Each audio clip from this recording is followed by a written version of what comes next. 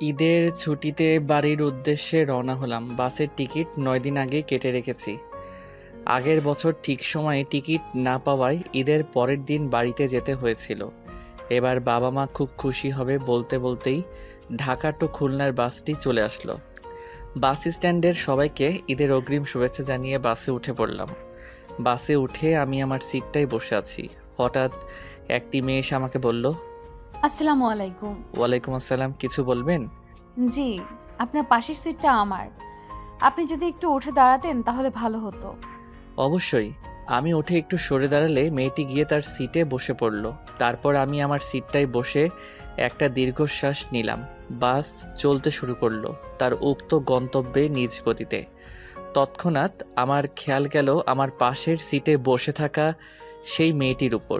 মেয়েটির পা থেকে মাথা অবধি তাকিয়ে দেখি পুরো শরীরটা ঢোলাঢালা বোরকার আবরণে ঢাকা, হাতে পায়ে মোজা। দেখে বোঝা যাচ্ছে না মেয়েটি আসলে যুবতী নাকি বৃদ্ধা। তারপর ভাবলাম, তখন তো মেয়েটির কণ্ঠ শুনতেছিলাম, অল্প বয়সী যুবতীই হবে। বাস চলছে, জানালার কোণ ঘেঁষে দমকা বাতাস বয়ে যাচ্ছে। মেয়েটি তার নিকাবের উপরের পাটটি উঠিয়ে ফেলল। এখন তার চোখ দুটি খুব ভালোভাবেই দেখা যাচ্ছে। শ্যামলা বর্ণের বড় বড় হরিণী চোখ দুটি ঘন গাঢ় কাজলে খুব মায়াবতী দেখতে লাগছে। মেয়েটির চোখ দুটি থেকে আমি যেন চোখ সরাতেই পারছি না। জানালার ফাঁক দিয়ে সূর্যের আলো এসে মেয়েটির চোখ ছুঁয়ে আছে। সূর্যের এই আলোক রশ্মিতে যেন মেয়েটির চোখ দুটি আরো উজ্জ্বল দেখতে লাগছে। আমি মেয়েটির চোখের পানে এক অপলক দৃষ্টিতে চেয়ে আছি। মেয়েটি হয়তো বুঝতে পেরেছে আমার দিকে তাকাতেই আমি আমার চোখটা নিচে নামিয়ে নিলাম। আপনার নাম? আচ্ছা, আমি তো আপনার প্রতিবেশী যাত্রী, আপনি আমার সাথে কথা বলতে পারেন। কি হলো, আপনি কথা বলছেন না যে? বলছি কি, রাস্তাটা আমরা গল্প করে শেষ করতে পারি না? এবার এক প্রকার রেগে গিয়ে বললাম, আচ্ছা আপনি কি আমাকে পাত্তা দিচ্ছেন না? দেখুন, আমি অপ্রয়োজনে এই গায়রে মাহরাম পুরুষের সাথে কথা বলি না। এতে আপনার এবং আমার দুইজনের জন্যই ক্ষতি। মনে মনে বললাম, যাক, এতক্ষণে মেয়েটি তার মুখ ফুটে কথা বলল। জি, আপনার কথা আমি বুঝলাম না। না বোঝার তো কিছু নেই। আপনি মুসলমান তো? হ্যাঁ, কিন্তু আপনি বললেন না গায়রে মাহারাম পুরুষের সাথে অপ্রয়োজনে কথা বলেন না। না, যদি একটু বুঝিয়ে বলতেন। তাহলে শুনুন, মাহরাম কি, মাহরাম কারা, গায়রে মাহরাম কি ও কারা। মাহরাম কি? যে সকল পুরুষের সামনে নারীর দেখা দেওয়া, কথা বলা জায়েজ এবং যাদের সাথে বিবাহ বন্ধন সম্পূর্ণ হারাম, তাদেরকে শরীয়তের পরিভাষায় মাহরাম বলে। মাহরাম কারা? সূরা নূরের ৩১ নং আয়াতে আল্লাহ তাআলা নারীর মাহরাম নির্ধারিত করে দিয়েছেন। পূর্ণ আয়াতটি হলো, আর মুসলিম নারীদেরকে বলে দিন তারা যেন তাদের দৃষ্টিকে সংযত রাখে এবং তাদের লজ্জাস্থানের হেফাজত করে, আর যা সাধারণত প্রকাশ পায় তা ছাড়া তাদের সৌন্দর্য তারা প্রকাশ না করে। তারা যেন তাদের ওড়না দিয়ে বক্ষ দেশকে আবৃত করে রাখে, আর তারা যেন তাদের স্বামী, পিতা, শ্বশুর, নিজের ছেলে, স্বামীর ছেলে, ভাই, ভাইয়ের ছেলে, বোনের ছেলে, আপন নারীগণ, তাদের ডান হাত যার মালিক হয়েছে, অধীনস্থ যৌন কামনামুক্ত পুরুষ অথবা নারীদের গোপন অঙ্গ সম্পর্কে অজ্ঞ বালক ছাড়া কারোর সাথে নিজের সৌন্দর্য প্রকাশ না করে। আর তারা যেন নিজেদের গোপন সৌন্দর্য প্রকাশ করার জন্য সজোরে পদচারণ না করে। হে মুসলমানগণ, হে মুমিনগণ, তোমরা সকলেই আল্লাহর নিকট তওবা করো যাতে তোমরা সফল কাম হতে পারো। সূরা নূর। গায়রে মাহরাম কি? যে সকল পুরুষের সামনে যাওয়া নারীর জন্য শরীয়তে জায়েজ নয় এবং যাদের সাথে বিবাহ বন্ধন বৈধ, তাদেরকে গায়রে মাহরাম বলে।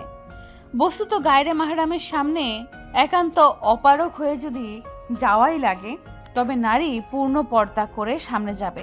গায়রে মাহরাম কারা? মাহরাম বাদে সমস্ত বিশ্বে, মহাবিশ্ব যত পুরুষ আছে সব গায়রে মাহরাম। নিজ পরিবারের চাচাতো, খালাতো, মামাতো, ফুপাতো সব ভাই, নিজ দুলা ভাই, দেবর, ভাসুর, আপন দাদা ও নানা শ্বশুরদের বাদে সমস্ত চাচা, মামু, খালু, ফুফা, শ্বশুর, নিজের খালু, ফুপা এর সবাই গায়রে মাহরাম। তাদের সামনে নিজের সৌন্দর্য প্রকাশ করা আল্লাহর হুকুমে অবাধ্যতা করা। মাহরাম ছাড়া সকল পুরুষের সামনে পর্দা করতে হবে। এক, স্বামী, দেখা দেওয়া সৌন্দর্য প্রদর্শনের এবং তাদের ঔরস্যাত যে কোনো পুত্র সন্তান এবং দুধ সম্পর্কীয় মেয়ের স্বামী বুখারী শরীফ হাদিস নং 5099, মুসলিম শরীফ হাদিস নং 1144। 13 আপন চাচা সৎ চাচা।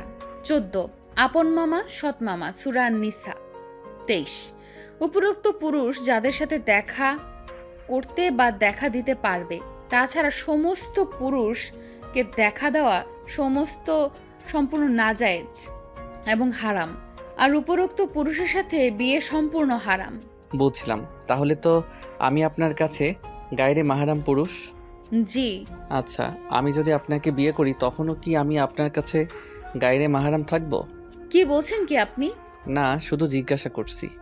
দেখুন, আপনি এই ধরনের মজা না করলেই আমি খুশি হব। ঠিক আছে। 2 ঘন্টা পর নীরবতা ভেঙে মেয়েটিকে আমি বললাম, আচ্ছা আপনি যাচ্ছেন কোথায়? খুলনায়। সে তো আমিও যাচ্ছি, কিন্তু আপনি খুলনাতে কোথায় যাচ্ছেন? নামবেন কোথায়? আপনি যেখানে নামবেন আমিও সেখানেই নামবো। আর যদি বলেন কোথায় যাচ্ছি, তাহলে বলবো দৌলতপুর, ফুপ্পির বাড়িতে যাব। ও আচ্ছা, আমার বাসাও দৌলতপুর। তাহলে তো আপনি আমাদের এলাকাতেই যাচ্ছেন। আপনার বাসা বুঝি ঢাকাতে? জি।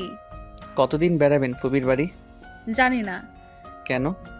ঈদের সময় আসলেন, প্ল্যান করে আসেননি? না, পালিয়ে এসেছি। মানে পরশু বুধবার আমার বিয়ে। সেটা কেমন কথা? আপনার মতো একটা পর্দাশীল মেয়ে বিয়ে না করেই পালিয়ে এলেন? দেখুন, আমি কোনো পরকীয়া বা ভালোবাসার ফাঁদে পড়ে পালিয়ে আসিনি। আমি পালিয়ে এসেছি নিজের নিরাপত্তার জন্য। আমি কিছু বুঝলাম না আপনার কথা।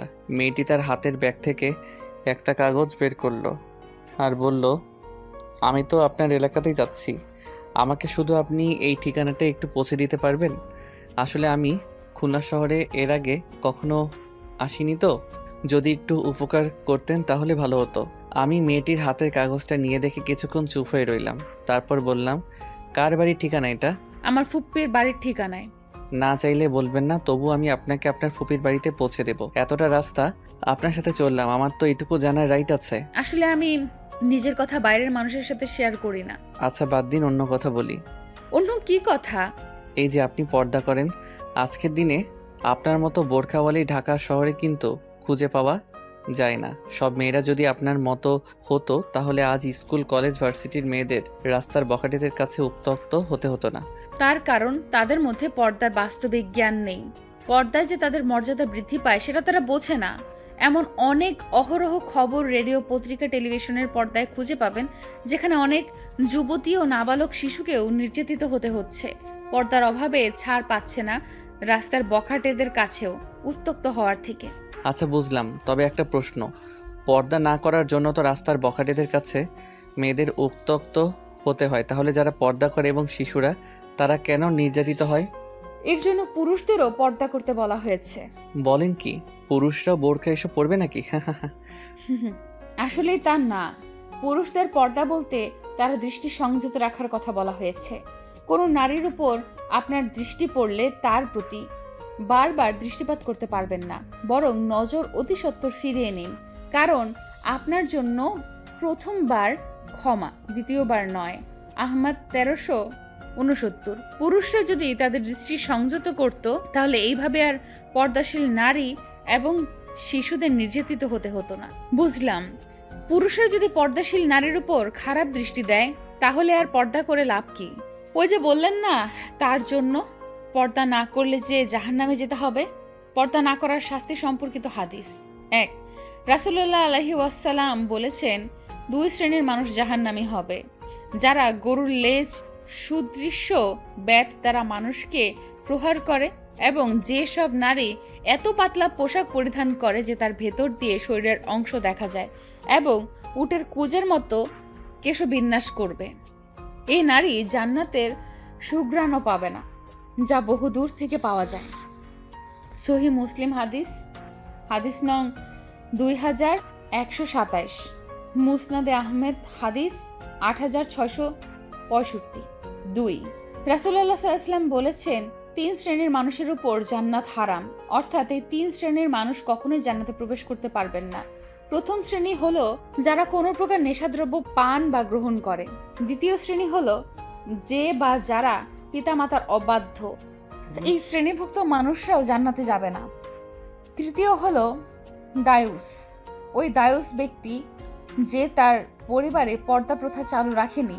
পরিবারের সদস্যদের মাঝে বেপর্দা ছিল, বেহায়াপনা ছিল, কিন্তু সে বাধা প্রদান করেনি। পরিবারের কর্তা হিসেবে বেপর্দা বেহায়াপনা বন্ধ না করার জন্য এই শাস্তি পাবে সে। মুসনাদে আহমেদ 2/69। তৃতীয়ত, আর সুগন্ধি আকর্ষণের এমন একটি মাধ্যম যা দৃষ্টি অনবত ব্যক্তিকেও আকৃষ্ট করে। সুতরাং এই বিষয়ে কতটা সতর্ক থাকা দরকার তা নিজেরাই ভেবে দেখি। হাদিস শরীফে এসেছে প্রত্যেক চোখ জিনা করে, আর কোনো নারী যদি সুগন্ধি ব্যবহার করে কোনো মজলিসের পাশ দিয়ে যায় তাহলে সেও নজরের জিনা বা সরাসরি জিনার প্রতি প্রলম্বিতকারী হিসাবে গণ্য হবে। জামিয়া তিরমিজি হাদিস নং 2786। রাসূল সাল্লাল্লাহু আলাইহি ওয়াসাল্লাম বলেছেন, কোনো পুরুষ কোনো নারীর সাথে নির্জনে মিলিত হলে নিঃসন্দেহে তাদের তৃতীয়জন হয় শয়তান, অর্থাৎ তখন শয়তান তাদের মনে কুমন্ত্রণা দেয়।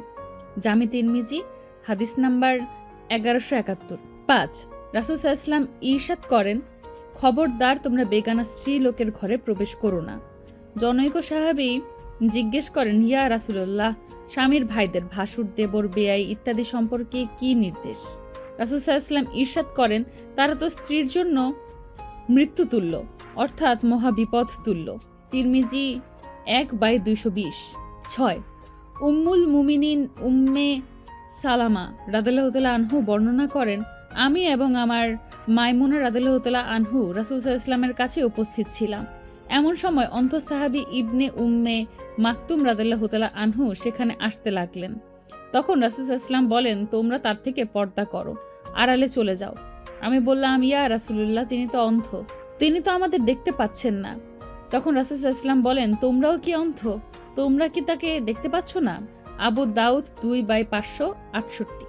7, রাসূল সাল্লাল্লাহু আলাইহি ওয়াসাল্লাম বলেন, নারী হলো গোপনীয় সত্তা। যখন সে ঘর থেকে বের হয় তখন শয়তান তার দিকে দৃষ্টি উঁচু করে তাকাতে থাকে। তিরমিজি 1/222।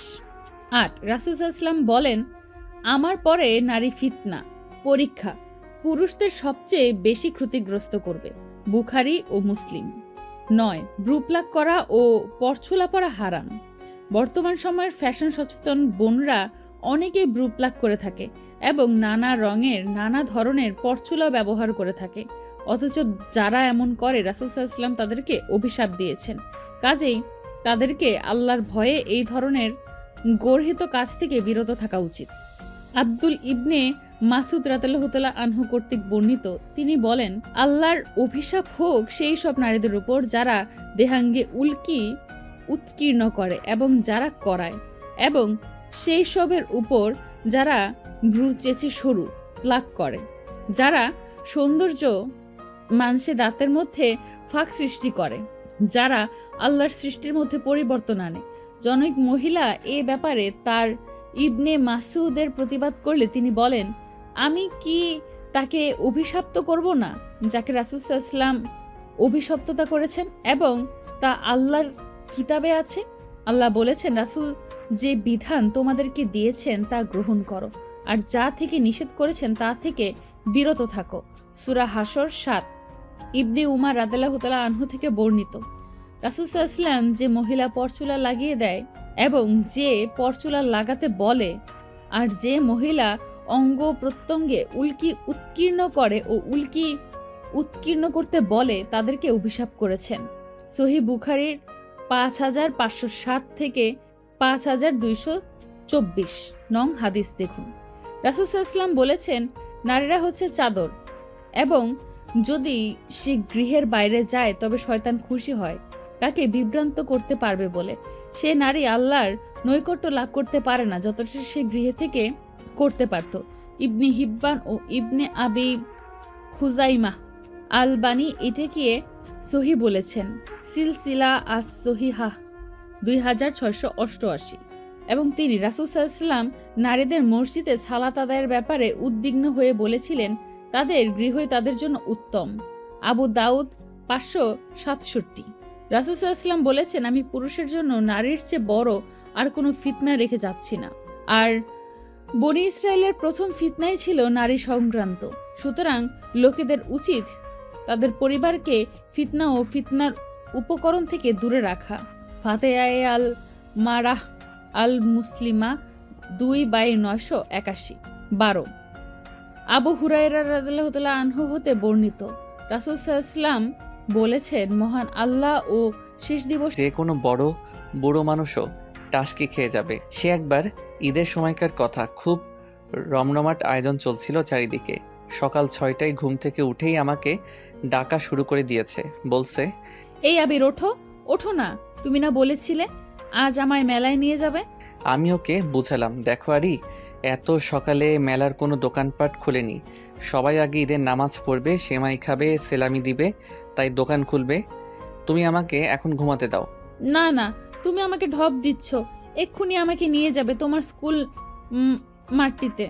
আমি যখনই যাব গিয়ে দেখব, তাই তোমার কথা বিশ্বাস করব মেলা হচ্ছে কিনা। কাল সারা রাত ঘুমাইনি আমি মেলায় গিয়ে নাগরদোলায় চড়বো বলে, আর তুমি বলছো এখন যাবে না, তাই না? আমি যাব না। কখন বললাম? আমি তো বলেছি পরে যাব। আর মেলাতে নাগরদোলা আসবে তোমায় কে বলেছে? আমি জানি মেলায় নাগরদোলা থাকে। আগে একটি বার নাগরদোলা এসেছিল তো, তখন তো আমি ছোট ছিলাম, তাই বাবাই উঠতে দেয়নি, বলেছিল পরে যাব। এখন পরে যাব না, তুমি আছো তো, তোমার সাথে উঠে চুপচাপ তোমার হাতটি ধরে বসে থাকবো। একবার আকাশে উড়বো, একবার আকাশ থেকে ঘুরে এসে মাটিতে নামবো। কি মজাটাই না হবে বলো। চলো চলো। আমি তো ওর কথা শুনে হাত পা ছুটিয়ে হাসা শুরু করেছি। আর ঘুমিয়ে কি হবে? এই পুচকি আমায় ঘুমাতে দিলে তো, তার থেকে বরং গিয়ে দেখি আনি। গিয়ে দেখি মাঠ খালি, সবে কয়েকটি দোকান বসেছে কসমেটিক্সের, সেইগুলো কাপড় দিয়ে ঢেকে রাখা আছে। আশেপাশে কাউকে দেখা যাচ্ছে না। দেখেছো, সব দোকান বন্ধ। এখন বাড়ি চলো। তখন মুখ কালো করে বাড়ি চলে আসলো। আমার খুব খারাপ লাগছিল ওর অমন চেহারাটা দেখে। জানুয়ারিতে আরিকে স্কুলে ভর্তি করা হলো। রোজ একসাথে স্কুলে যেতাম।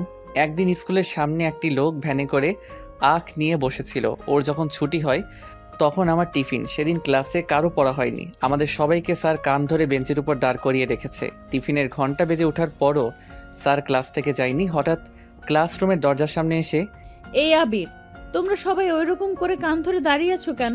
এটা আবার কেমন পিটি করছো তোমরা সবাই? এ কি আরি, দেখছো না স্যার ক্লাসে আছে? এখন এখান থেকে যাও। যাবো, তার আগে আমাকে 5 টাকা ধার দাও তো, আমি আখ খাবো। বাড়িতে গিয়ে বাবাইকে বলে তোমার টাকাটা আমি দিয়ে দেব।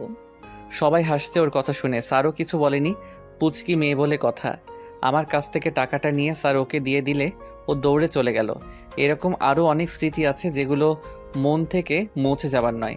জীবনে যেমন আনন্দের সময় আসে, তেমন কষ্টের সময়ও আসে। হঠাৎ একদিন মামার ট্রাক অ্যাক্সিডেন্টে মৃত্যু হয়। তার কিছুদিন পর আমার বাবা দেশে ফিরে আসে। আমাকে আর মাকে নিয়ে খুলনায় এসে বিজনেস শুরু করে। আমরা পরে ওদের খোঁজ নিয়েছিলাম, কিন্তু পাইনি। আরি আর মামি তখন মামার বাড়িতে ছিল না। শুনেছিলাম মামা সব সম্পত্তি মামির নামে অনেক আগেই লিখে দিয়েছিল। আর মামি সম্পত্তি বিক্রি করে মেয়েকে নিয়ে কোথায় গিয়েছে তা কেউ বলতে পারবে না। মামা আর মামির বিয়েটা পালিয়ে হয়েছিল। মামির বাবার বাড়ির কোনো ঠিকানা না পাওয়ায় আমাদের আর তাদের সাথে যোগাযোগ রাখা হয়নি। তবে আমরা অনেক খুঁজেছি। যারা মামির কাছ থেকে সম্পত্তি কিনেছিল তাদেরকে অনেক অনুরোধ করে আমাদের খুলনার বাড়ির ঠিকানাটা বাবা মা দিয়ে এসেছিল। বলেছিল যদি কখনো ওরা খোঁজ করে তাহলে যেন আমাদের ঠিকানাটা দিয়ে দেয়। কিন্তু এত বছর পর আরই এইভাবে আমার সামনে এসে দাঁড়াবে তা আমি ভাবতে পারিনি। সত্যি বলতে সে ছোটবেলা থেকে আমার মন শুধু ওকেই ভালোবেসেছে। অনেক অপেক্ষা করেছি ওর জন্য, কিন্তু এখনও কাছে থাকতেও আমি কিছু বলতে পারছি না। এ যেন সম্পূর্ণ আলাদা একটি মেয়ে। কেউ এতটা বদলে যায় কিভাবে? আচ্ছা, ও কি আমাকে চিনবে? সে আগের মতো নাম ধরে ডেকে দুষ্টু মিষ্টি কথাগুলো বলবে? না, ও তো এখন বোরখাওয়ালি। বদলে গেছে ও। এখন এই বোরখাওয়ালির মাথায় ভালোবাসার মানে ঢুকবে না। বর্তমান এই যে শুনুন, চোখ মেলে তাকিয়ে দেখি আমাকে বোরখাওয়ালি ডাকছে। আমরা কি চলে এসেছি? তাকিয়ে দেখি বাসের সব যাত্রী নেমে যাচ্ছে। বাসের জানালায় উকি দিয়ে দেখি বাস নতুন রাস্তায় এসে দাঁড়িয়েছে। এখান থেকে বাস আর যাবে না। হ্যাঁ, আমরা এসে গেছি, নামুন। আপনি সরলে তো নামবো। ও হ্যাঁ, সরি। আমি সিট থেকে উঠে উপর থেকে ব্যাগগুলো নামালাম। তারপর বাস থেকে নেমে একটি রিক্সা ডাকলাম। যদিও রিক্সাতে বোরখাওয়ালি উঠতে চাইনি, বলেছিল ইজি বাইকে যাবে, কিন্তু আমি বোঝালাম এতগুলো ব্যাগ নিয়ে ইজি বাইকে গেলে মেইন রোডে গিয়ে নামিয়ে দেবে, তার থেকে বরং রিক্সাতে করে যাই। বাড়ির সামনে নামালে ব্যাগগুলো বয়ে নেওয়ার ধকল থাকবে না। পুরুষ মানুষের এতগুলো ব্যাগ লাগে? আরে এতে কি শুধু আমার কাপড় নাকি, বাড়ির সকলের জন্য ঈদের কাপড়ও আছে। দুজনে একটা দোতলা বিল্ডিংয়ের সামনে এসে রিক্সা থেকে নামলাম। নিন, এসে গেছি আপনার ফুপির বাড়িতে। আপনাকে কি বলে যে ধন্যবাদ দেব জানি না, আর কোনো দিন দেখা হবে কিনা। তবে আল্লাহর যেন আপনার সাথে ভালো হয়। ভালো থাকবেন, আসি, আল্লাহ হাফেজ। পেছনের দিকে আর ঘুরে তাকালো না, সোজা হেঁটে গেটের কাছে গিয়ে কলিং বেল বাজালো। আমি আধা ঘন্টা পর বাড়িতে ঢুকলাম। গিয়ে দেখি বাড়ির মেইন দরজাটা খোলা, কোনো সারা শব্দ কিচ্ছু নেই। আমার পায়ের শব্দ পেয়ে কেউ একজন এগিয়ে আসলো। দেখি ছোট বোন রেখা। মায়ের রুমের দরজাটা হালকা করে ভিজিয়েই আমাকে দেখে দৌড়ে এসে আমার হাত থেকে ব্যাগগুলো কেড়ে নিয়ে, আমাদের জন্য কি কি এনেছিস রে ভাইয়া? এই তো তোদের জন্য ঈদের কাপড় শর্ত। আমি ওর সাথে কথা বলছি আর এদিকে ওদিকে তাকিয়ে খুঁজছি বোরখাওয়ালি গেল কোথায়। কিরে ভাইয়া, অভাবে কাকে খুঁজছিস তুই? ওইভাবে গা ঝাড়া দিয়ে কেন কথা বলছিস? কই না তো, বাবা মাকে দেখছি না। বাবা মা কোথায় রে? বাবা এখনো বাড়িতে ফিরেনি, আর মা রুমে আছে, সাথে আরিয়া আপু। কি ভাবছিস আরিয়া আপুকে? আরে তুই বলতি না আশরাফ মামার একটা মেয়ে ছিল, সেই মেয়ে। চল দেখবি আয়। বলে আমার হাত ধরে টানতে টানতে মায়ের রুমে নিয়ে যায়। মা দেখো, আবির ভাইয়া এসেছে। গিয়ে দেখি বিছানায় মায়ের কোলে মাথা রেখে বোরখাওয়ালি শুয়ে আছে আর মায়ের চোখে পানি। আমি যেতেই বোরখাওয়ালি উঠে বসে আমাকে দেখে অবাক। আপনি? মা রেখা দুজনেই প্রশ্ন করলো। কি হলো? রেখার মুখে ভাইয়া শব্দটা শুনে ও হয়তো বুঝে গেছে আমি আবির। এটা কি তোমার ছেলে ফুপি? হ্যাঁ, কেন? তোমার ছেলেটা খুব পচা ফুপ্পি। আজ সারাটা রাস্তা সেই ঢাকা থেকে খুলনা পর্যন্ত আমার সাথে আমার পাশের সিটে বসে একই বাসে করে এসেছে। আমি তোমাদের বাড়ির ঠিকানা দিয়েছিলাম, আমার নামও বলেছিলাম আমার ফুপ্পির বাড়িতে যাব, কিন্তু আমাকে একবারের জন্য নিজের পরিচয়টা দিল না। কেন এমন করলো?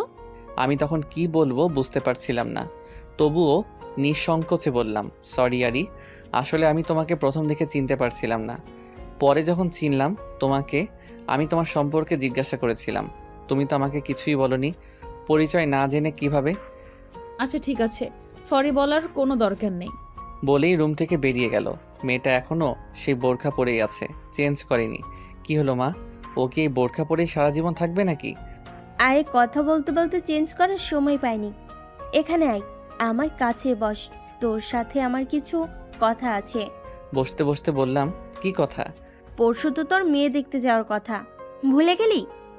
আমার মনে পড়ল, হ্যাঁ, বাবা মা তো আমাকে বলেছিল আমার জন্য মেয়ে পছন্দ করে রেখেছে, আর পরশুই তো দেখতে যাওয়ার কথা। কিন্তু আমি তো কখনো ভাবিনি এইভাবে আরির সাথে আমার আবার দেখা হয়ে যাবে। কি করব এখন আমি? কি রে, কি ভাবছিস? মা, অপরাধ নিও না, আমি এখন কোনো বিয়ে টিয়ে করতে পারবো না। কেন? বড় হয়েছিস, ভালো জব করছিস, তাহলে বিয়ে করতে অসুবিধা কোথায়? মা, আমাকে আর কিছুদিন সময় দাও, তারপর। দেখ, মেয়েটাকে দেখে আসতে তো সমস্যা নেই, প্রথমে তুই দেখ, তারপর না হয় পছন্দ হলে সেইভাবে পাকা কথাবার্তা বলে সময় নিয়ে পরে বিয়ে করিস। আমি হ্যাঁ না কিছুই বলিনি। মায়ের রুম থেকে বেরিয়ে এসে ড্রয়িং রুমে গিয়ে দেখি সোফায় বোরখাওয়ালি বসে আছে। আমি গিয়ে পাশে বসলাম। কি হলো, এখনো আপনি এই বোরখা পরেই থাকবেন নাকি? মানে? চেঞ্জ করবেন না? বাসার মধ্যেও বোরকা পরে থাকবেন? সেই তো তুমি করে কথা বলছিলে, এখন আবার আপনিতে ফিরে আসলে যে? এখানে তো আপনার মাহারাম নেই, তাই একান্তে কথা বলতে গিয়ে খারাপ কিছু যেন না ঘটে, তাই আর কি।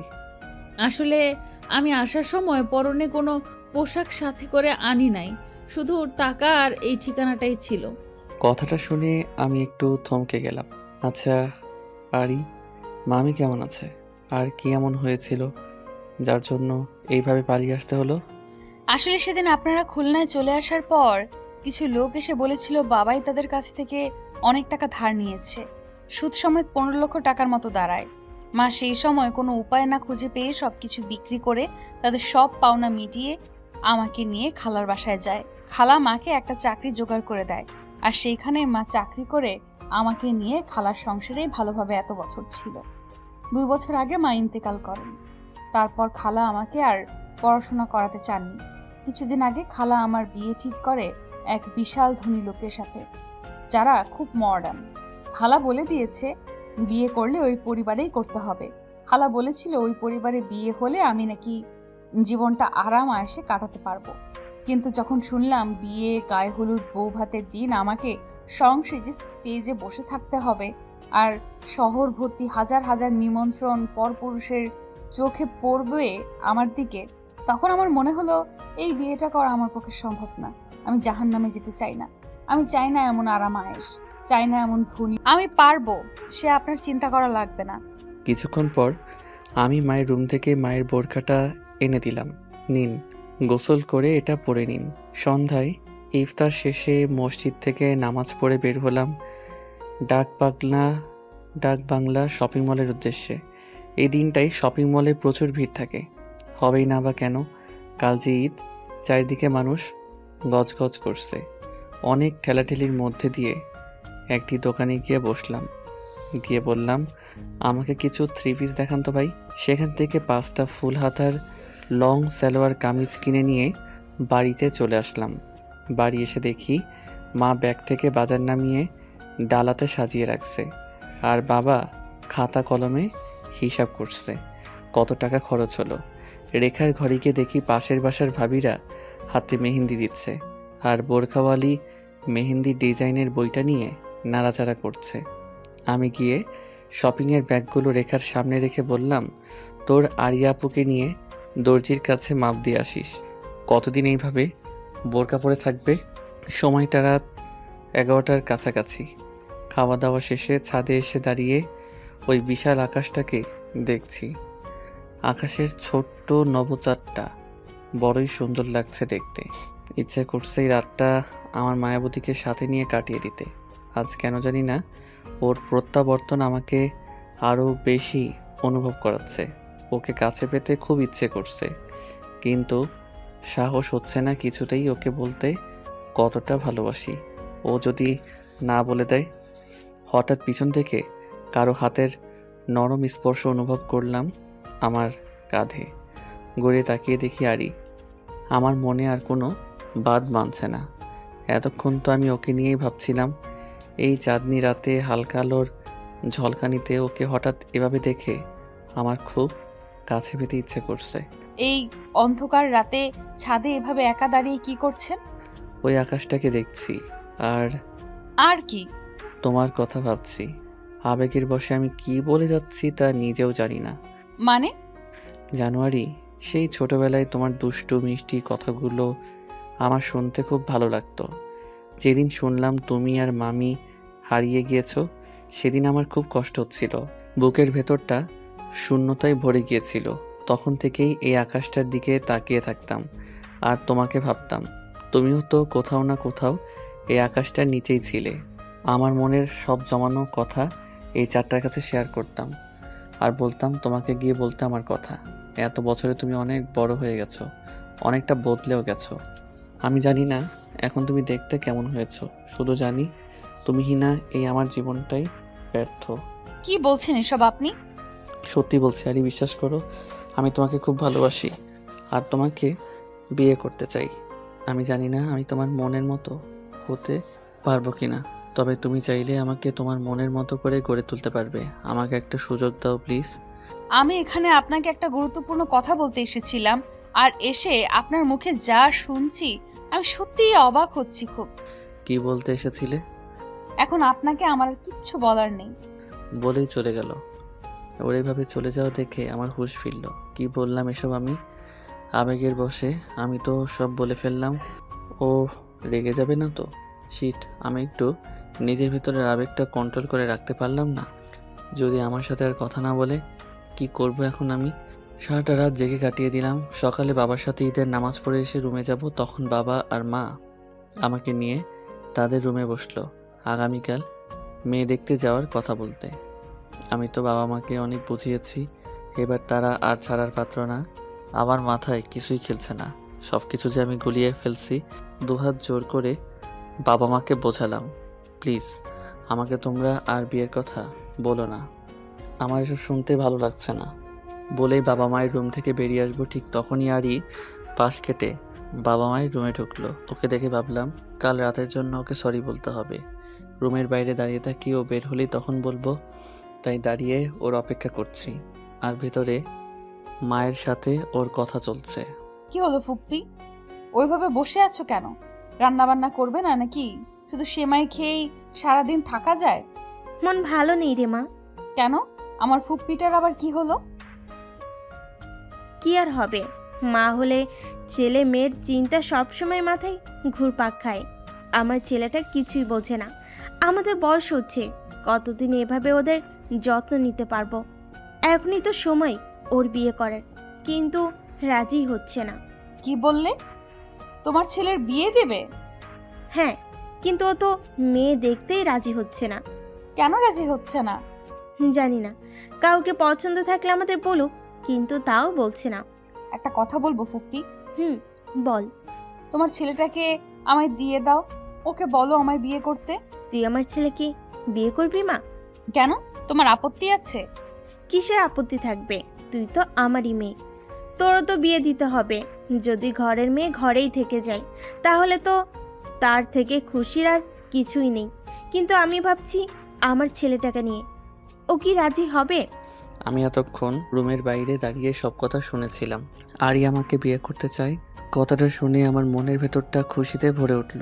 আমি খুশিতে ওখানে দাঁড়িয়ে বললাম, মা, আমি তোমাদের সব কথাই এতক্ষণ শুনেছি। ওকে বলে দাও আমার ওকে বিয়ে করতে কোনো আপত্তি নেই। মা হা হয়ে আছে। এত তাড়াতাড়ি আমার সিদ্ধান্ত চেঞ্জ হতে দেখে হয়তো অবাক হয়েছে। কথাটা বলার পর আমারও একটু লজ্জাবোধ হচ্ছিল, তাই আমি ওখান থেকে আমার রুমে চলে আসি। মনে মনে খুশিতে লাফালাফি করতে থাকি। পরের দিন সন্ধ্যার পর মসজিদে আমাদের বিয়ে হয়। বিয়ের সকল নিয়ম আরির সাথে আলোচনা করেই করা হয়েছে। আমাদের গায়ের হলুদও হয়েছিল, ওর পর্দার কোনো ক্ষতি হয়নি। আলাদা রুমে কিছু প্রতিবেশী ভাবি আর চাচিরা ওর গায়ের হলুদের আয়োজন করে। এদিকে রাত হয়ে গেল, খাওয়া দাওয়া শেষ। আমার বউয়ের মুখটাই এখনও আমার দেখা হলো না, অথচ তাকে আমি কত ভালোবাসি। ভালোবাসার কথা বলতেই তার ছোটবেলার ওই মুখটা আমার চোখের সামনে ভেসে আসে। রেখা আর প্রতিবেশী ভাবিরা আমাকে বাসর ঘরে ঢুকিয়ে দিয়ে চলে গেল। আমার রুমটা আমি নিজেই চিনতে পারছি না, এত সুন্দর করে সাজানো হয়েছে ফুলে ফুলে। কেমন যেন অন্যরকম এক রাজ্যই মনে হচ্ছে, যে রাজ্যে আমি শাহজাদা আর আমার শাহজাদি আমার জন্য ফুলের বিছানায় বসে আছে। এতদিনের সব অপেক্ষার আজ বাদ ভাঙবে। আমি দরজাটা বন্ধ করে বিছানার কাছে গিয়ে দাঁড়াতেই আরি আমাকে নেমে সালাম করলো। আমি ওকে উঠিয়ে সালামের উত্তর দিলাম আর বললাম, আমার বউটা দেখছি বাসর ঘরেও বোরকা পরেই আছে, আজকে আমি তার মুখটা দেখতে পারবো? দেখো, তোমাকে কি আমি বারণ করেছি? আমি আস্তে করে ওর মুখের নিকাবটা খুলে দিলাম। ওকে দেখে আমি অবাক না হয়ে পারলাম না, কারণ পর্দার আড়ালে লুকিয়ে থাকা এত সুন্দর অপসরী কি করে হয়? আল্লাহ মনে হয় জান্নাতের কোনো হুরের রূপ আমার মায়াবতী চেহারাতে বসিয়ে দিয়েছে। শ্যামলা বর্ণের মায়াবী চোখ দুটির পিছনে নিকাবের আড়ালে ঢেকে রাখা এই রূপ থাকবে তা আমি কল্পনাও করতে পারিনি। ওর হাতের পায়ের মোজাগুলো খুলে ফেললাম। এত সুন্দর ফর্সা আমার মায়াবতী। ওর হাত দুটো আমার ঠোঁটের কাছে নিয়ে আলতো স্পর্শ দিতেই, কি করছো কি আবির? এত বছরের সব ভালোবাসা আজ উজাড় করে দেব তোমায়। ও লজ্জায় আমার বুকে মুখ গুজে ফেলে। তুমি কি সত্যি আমাকে এতটা ভালোবাসো? বিশ্বাস হয় না? আমিও তোমাকে ভালোবাসি, কিন্তু কিভাবে বলবো বুঝতে পারছিলাম না। কাল রাতে আমি তোমাকে সেটাই বলতে গিয়েছিলাম। জানি বিয়ের আগে প্রেম ভালোবাসা বৈধ না, তাই তো তোমাকে বিয়ের কথা বলতে চাচ্ছিলাম। তুমি জানো আমাকে কতটা ভয় পাইয়ে দিয়েছিলে? ভুল হয়েছে, চলো আমরা 2 রাকাত নামাজ পড়ে স্রষ্টার দরবারে শুকরিয়া আদায় করি। আমি মাথা কাত করে সম্মতিসূচক উত্তর দিলাম। তারপর আমরা দুজনে 2 রাকাত নফল নামাজ পড়ে আল্লাহর কাছে শুকরিয়া আদায় করলাম। নামাজ শেষে আলমারি থেকে আমি একটা প্যাকেট বের করলাম, ওর হাতে দিয়ে বললাম, এটা তোমার জন্য। ও প্যাকেটটি খুলেই দেখে একটি লাল বেনারসি। আমি আমার বউটাকে আজ বউ সাজে দেখতে চাই। এখন শাড়ি পরতে হবে? এখন আমি তোমার স্বামী, আমার সামনে তুমি শাড়ি পরে আসতেই পারো। সে তুমি ঠিক বলেছো, কিন্তু আমি তো শাড়ি কখনো পরিনি। পরনি আজ পরবে। তুমি বুঝতে পারছো না, আমি পারি না শাড়ি পরতে। অন্য কোনো হুশ, চুপ, আমি তোমাকে আজই শাড়িতে দেখতে চাই। যাও, এগুলো ওয়াশরুম থেকে পরে এসো। শাড়িটা কে পরিয়ে দেবে শুনি? আমি তুমি শাড়ি পরাতে পারো নাকি? দেখি চেষ্টা করে পারি কিনা। ও চেঞ্জ করে আমার সামনে এসে এখন কি করব? শাড়িটা ওর হাতে ধরিয়ে দিলাম। তুমি পারো তো? এত কথা বলো কেন? আমি নিজের হাতে শাড়ি পরিয়ে ওকে আয়নার সামনে নিয়ে গেলাম। শাড়ির আঁচলটি ওর মাথায় তুলে দিয়ে বললাম, কত সুন্দর লাগছে আমার বউটাকে আয়নাতে। ওর মুখটা দেখে মনে হলো লজ্জা পেয়েছে। আমি ওকে বললাম, ছাদে যাবে? এখন? বাড়ির সবাই ঘুমিয়ে পড়েছে এতক্ষণে। গিয়ে কি হবে? ওই চারটাকে জানাতে হবে না তুমি আমার হয়েছো। ও মুচকি হেসে আমার হাত ধরে বলল, চলো। তারপর আমরা দুজন ছাদে গিয়ে ওই আকাশটার দিকে তাকিয়ে অনেকক্ষণ কথা বললাম। আখ খাবে? মানে? তুমি আখ খেতে ভালোবাসো তো, তাই এনে রেখেছি। আমার ইচ্ছা হচ্ছিল তখনই আমার বউটার কাছে ছুটেই চলে যাই। রাতে বাড়ি ফিরে ওকে কোলে তুলে ছাদে নিয়ে যাই। আর সেখানেই বাবুটা আসার পর কি করব দুজন আলোচনা করতে করতেই রাতটা কাটিয়ে দিই। মাকে খুশির সংবাদটা দিলাম, মাও খুশিতে আর থাকতে পারলো না। 2 দিন পরই মা এসে আরিকে খুলনায় নিয়ে যায়। এই সময় তো মেয়েদের অনেক যত্নের প্রয়োজন। আমি থাকি সারাদিন অফিসে, ওর যত্ন ঠিকমতো নিতে পারবো না। তবে দিনের মধ্যে 7-8 বার সময় করে ফোনে খোঁজ নেই। রাতে কথা বলতে বলতে ঘুমিয়ে পড়ি। আর ঘুম ভাঙে ফজরের সময় ওর ফোনে রিংটনের শব্দে। মায়ের সাথে যখনই কথা হয় ও সময় মতো খেলো কি না, নিজের যত্ন নিল কি না, এসব বারবার জানতে চাই বলে মা হয়তো রেগে যায় আমার উপর। কিন্তু কি করব, খুব ভালোবাসি যে ওকে। আজ আমার বিয়ের 1 বছর 5 মাস পূর্ণ হলো। আর আজ আমার একটা ছোট্ট ফুটফুটে মেয়ে হয়েছে। আরিকে সবসময় বলতাম আমার মেয়ে হলে তোমার মতোই বোরকাওয়ালি বানাবো। আজ আমি খুব খুশি। অফিসের থেকে ছুটি নিয়ে রওনা হয়েছি খুলনার উদ্দেশ্যে। 19 বছর পর ডায়েরির পাতাগুলো বুঝিয়ে বুকের সাথে চেপে ধরে অঝোর নয়নে কাঁদতে থাকে আয়াত। আয়াতের কষ্টে দম বন্ধ হয়ে আসছে। বাপি, এত ভালোবাসতে তুমি মাম্মামকে। জানো, মাম্মামও তোমাকে খুব ভালোবাসে। এখনো তোমার এই ডায়েরিটা না জড়িয়ে ধরে রাতে ঘুমোতেই পারে না। আমি অনেক চেষ্টা করেছি, মাম্মাম আমাকে ডায়েরিটা ছুঁতেও দেয়নি। বলেছে অন্যের ডায়েরিতে হাত দেওয়া উচিত নয়। আজ মাম্মামকে লুকিয়ে পড়েছি, তার জন্য তবা। তুমি সত্যিই খুব ভালো বাপি। আজ মনে হচ্ছে এই ডায়েরির প্রতিটা পাতার ভাজে ভাজে আমার বাপি মিশে আছে। জানো বাপি, যখন আমি প্রাইমারিতে পড়তাম তখন স্কুল ছুটি হলে সবার বাবা তাদের নিতে আসতো, আর আমার তখন তোমাকে খুব মনে পড়তো। হাই স্কুলে প্যারেন্টস ডেতে বাবা মাকে নিয়ে টিচার্সরা মিটিং করতো, সবাই তাদের বাবা মাকে সাথে করে আনতো। আমার ওদেরকে বাবার আদর খেতে দেখে তখন খুব মন খারাপ হতো। আজ আমি কলেজ পেরিয়ে ভার্সিটিতে উঠেছি, অনেক বড় হয়ে গেছি, তবুও মাম্মাম বলে আমি নাকি এখনো শিশু। মামনি, ভার্সিটির প্রথম দিনে লেট হয়ে যাবে, তাড়াতাড়ি আসো। আয়াতকে ডাকছে তার মা। আসছি মাম্মাম, নিকাবটা বাদলেই হয়ে যায়। মাম্মাম, আমি রেডি। পিছনের থেকে জড়িয়ে ধরে আয়াত তার মাকে বলল, এই তো সোনা মেয়ে আমার, সাবধানে যাবে, আর কারোর সাথে দুষ্টুমি করবে না কিন্তু, একদম লক্ষ্মী মেয়ের মতন থাকবে। আয়াতের মাথায় হাত রেখে বলে, মাম্মাম, আজ আমার বাপিকে খুব মনে পড়ছে। আমাকে একটাবার বাবির ছবি দেখাবে? কথাটা শুনে আরিয়ার বুকের ভেতরটা ব্যথায় চিনচিন করে ওঠে। ও চায় না আয়াত তার বাবার সত্যিটা জানুক। তোমার বাপি বেঁচে নেই, তুমি জানো তো। মৃত ব্যক্তির ছবি দেখতে হয় না, তাই তোমার বাপিরও কোনো ছবি আমি রাখিনি বলে বোঝায় আয়াতকে। সরি মাম্মাম, তোমাকে বাপির কথা মনে করিয়ে খুব কষ্ট দিয়ে ফেললাম। এই প্রমিস, আর কখনো এমনটা করব না। দাদু ভাই, কতক্ষণ বাইরে দাঁড়িয়ে থাকবো? তাড়াতাড়ি এসো, তোমাকে ভার্সিটি ছেড়ে দিয়ে যে আমাকে ফ্যাক্টরি যেতে হবে। আয়াতের দাদু বলল, হ্যাঁ হ্যাঁ, যাবে দাদু ভাই। তোমার দাদু সেই কতক্ষণ হলো রিক্সা নিয়ে দাঁড়িয়ে আছে বাইরে। আয়াতের দাদি কথাটি বলে আয়াতকে সাথে নিয়ে এগিয়ে যেতে গেল। আয়াত চলে যাওয়ার পরই আরিয়া দৌড়ে নিজের ঘরে গিয়ে দরজাটা বন্ধ করে দেয়। আর আবিরের ডায়েরিটা নিজের বাহুতে চেপে ধরে চিৎকার করে কাঁদতে থাকে। আমরা রাখিনি। কেন আবির, তুমি কেন এমনটা করলে আমার সাথে? আজ আমি চাইলেও তোমার মেয়েকে সত্যিটা বলতে পারছি না। আমি চাই না তোমার মেয়ে তোমাকে ঘৃণা করুক।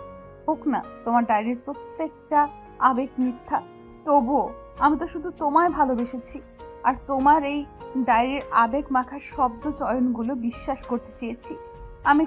তুমি খুব ভালো থাকো, তুমি সুখী থাকলেই যে আমি সুখী।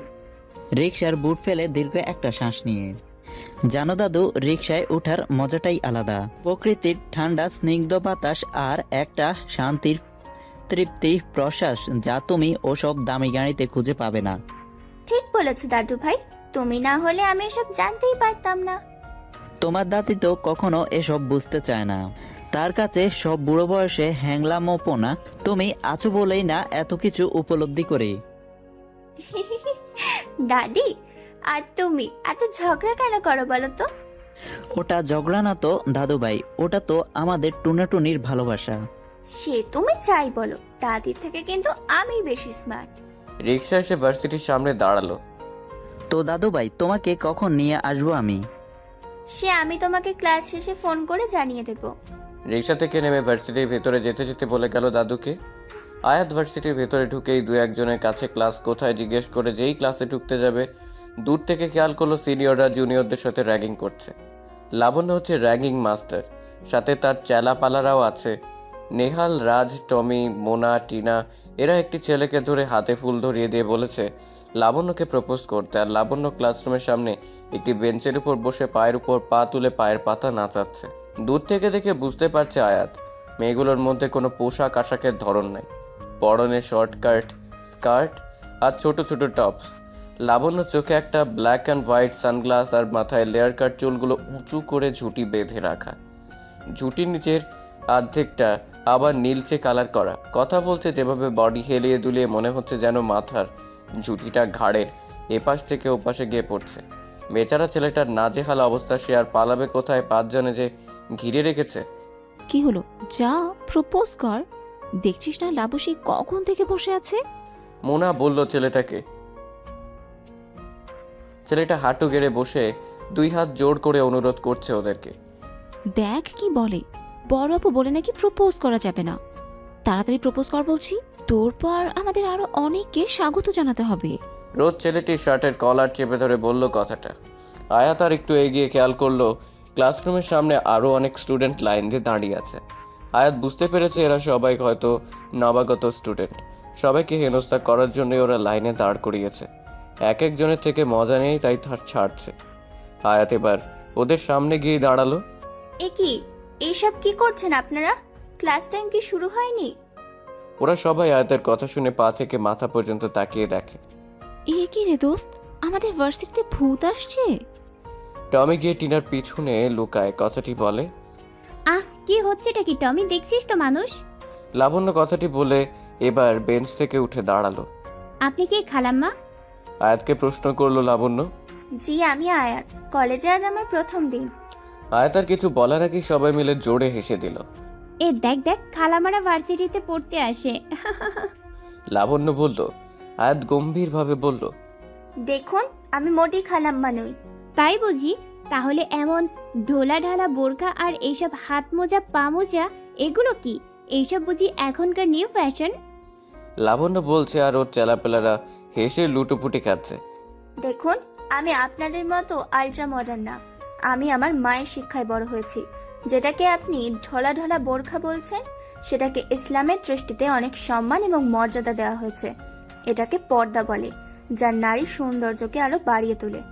এইসব তো আপনারা বুঝবেন না, কারণ আপনাদের চোখে ডিজিটাল যুগের চশমা পরে আছেন। আমি পর্দা করি কারণ এই পর্দা আমার রক্ষা কবচ। এই পর্দায় আমার নিরাপত্তা দেয় এবং এই পর্দাই আমার রাসূলের নির্দেশ। আমি আমার রাসূলের নির্দেশ অমান্য করে জাহান্নামে যেতে চাই না। একদমই বলে কথাগুলো আয়াত। তাই বুঝি? আবারও হেসে দেয় সবাই। অনেক কথা জানো তুমি? তারপর সেই ছেলেটার দিকে ঘুরে তাকিয়ে লাবণ্য আবার বলে, তো কি যেন বলছিল ছেলেটা? সিনিয়র আপুকে প্রপোজ করা যাবে না, তাই তো? ঠিক আছে, এই খালাম্মা তো তোরই ক্লাসমেট, নে একে প্রপোজ কর। কি হলো, কর। ধমক দিয়ে বলল। ছেলেটি ভয়ে ভয়ে আয়াতের সামনে এসে দাঁড়ায়। অতিরিক্ত নার্ভাসে ছেলেটির কপাল থেকে ঘাম ঝরছে। যখনই হাতের ফুলটা আয়াতের সামনে এগিয়ে দিল, ছেলেটি পিছনের থেকে কারো মৃদু কণ্ঠের আওয়াজ আসলো। কি হচ্ছে কি এখানে? সবাই হা হয়ে আছে। নেহাল, রোজ, টমি, মোনা, টিনা বলল। লাবণ্য তাকিয়ে শুধু হা হয়ে আছে, মনে মনে বলছে, এত সুন্দর ছেলেটা, wow, so cute, handsome, dashing boy. কি বডি ফিগার, একদম হিরো টাইপ ছেলেটা। একে যদি আমার বয়ফ্রেন্ড বানাতে পারতাম। কথাগুলো বলছে আর মনে মনে গদগদ হচ্ছে। আমি কিছু জিজ্ঞেস করেছি, এখানে কি হচ্ছে? তার আগে বলেন আপনি কে? নেহাল তাকে প্রশ্ন করলো। আমি এখানে নিউ কেমিস্ট্রি টিচার। এখন আমার ক্লাস টাইম। তাই ক্লাস নিতে এসেছি।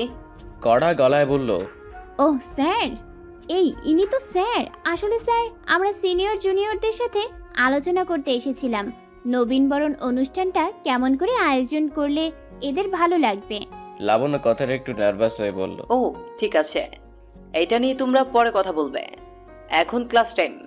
নিউ স্টুডেন্টরা যাদের ক্লাস আছে ক্লাসে এসো। স্যার, আপনার নামটা যদি একটু বলতেন। লাবণ্য জানতে চাইল, মেঘ রহমান। তোমাদের আর কিছু জানার আছে? না স্যার, আপনার সাথে আমাদের যখন ক্লাস হবে তখন জেনে নেব। এই চল তোরা, আমাদের তো এখন ইম্পর্টেন্ট একটা ক্লাস। লেগেছিল, 2 দিন ধরে কিছু খাইনি, তাই আমি কথা শেষ করার আগেই বলল, তাই তুমি ছেলেটাকে আমার বাড়িতে নিয়ে আসবে? চেহারাটাই নোংরা করে ফেলেছো। এই ছেলেটাকে এক্ষুনি এখান থেকে বিদায় করো।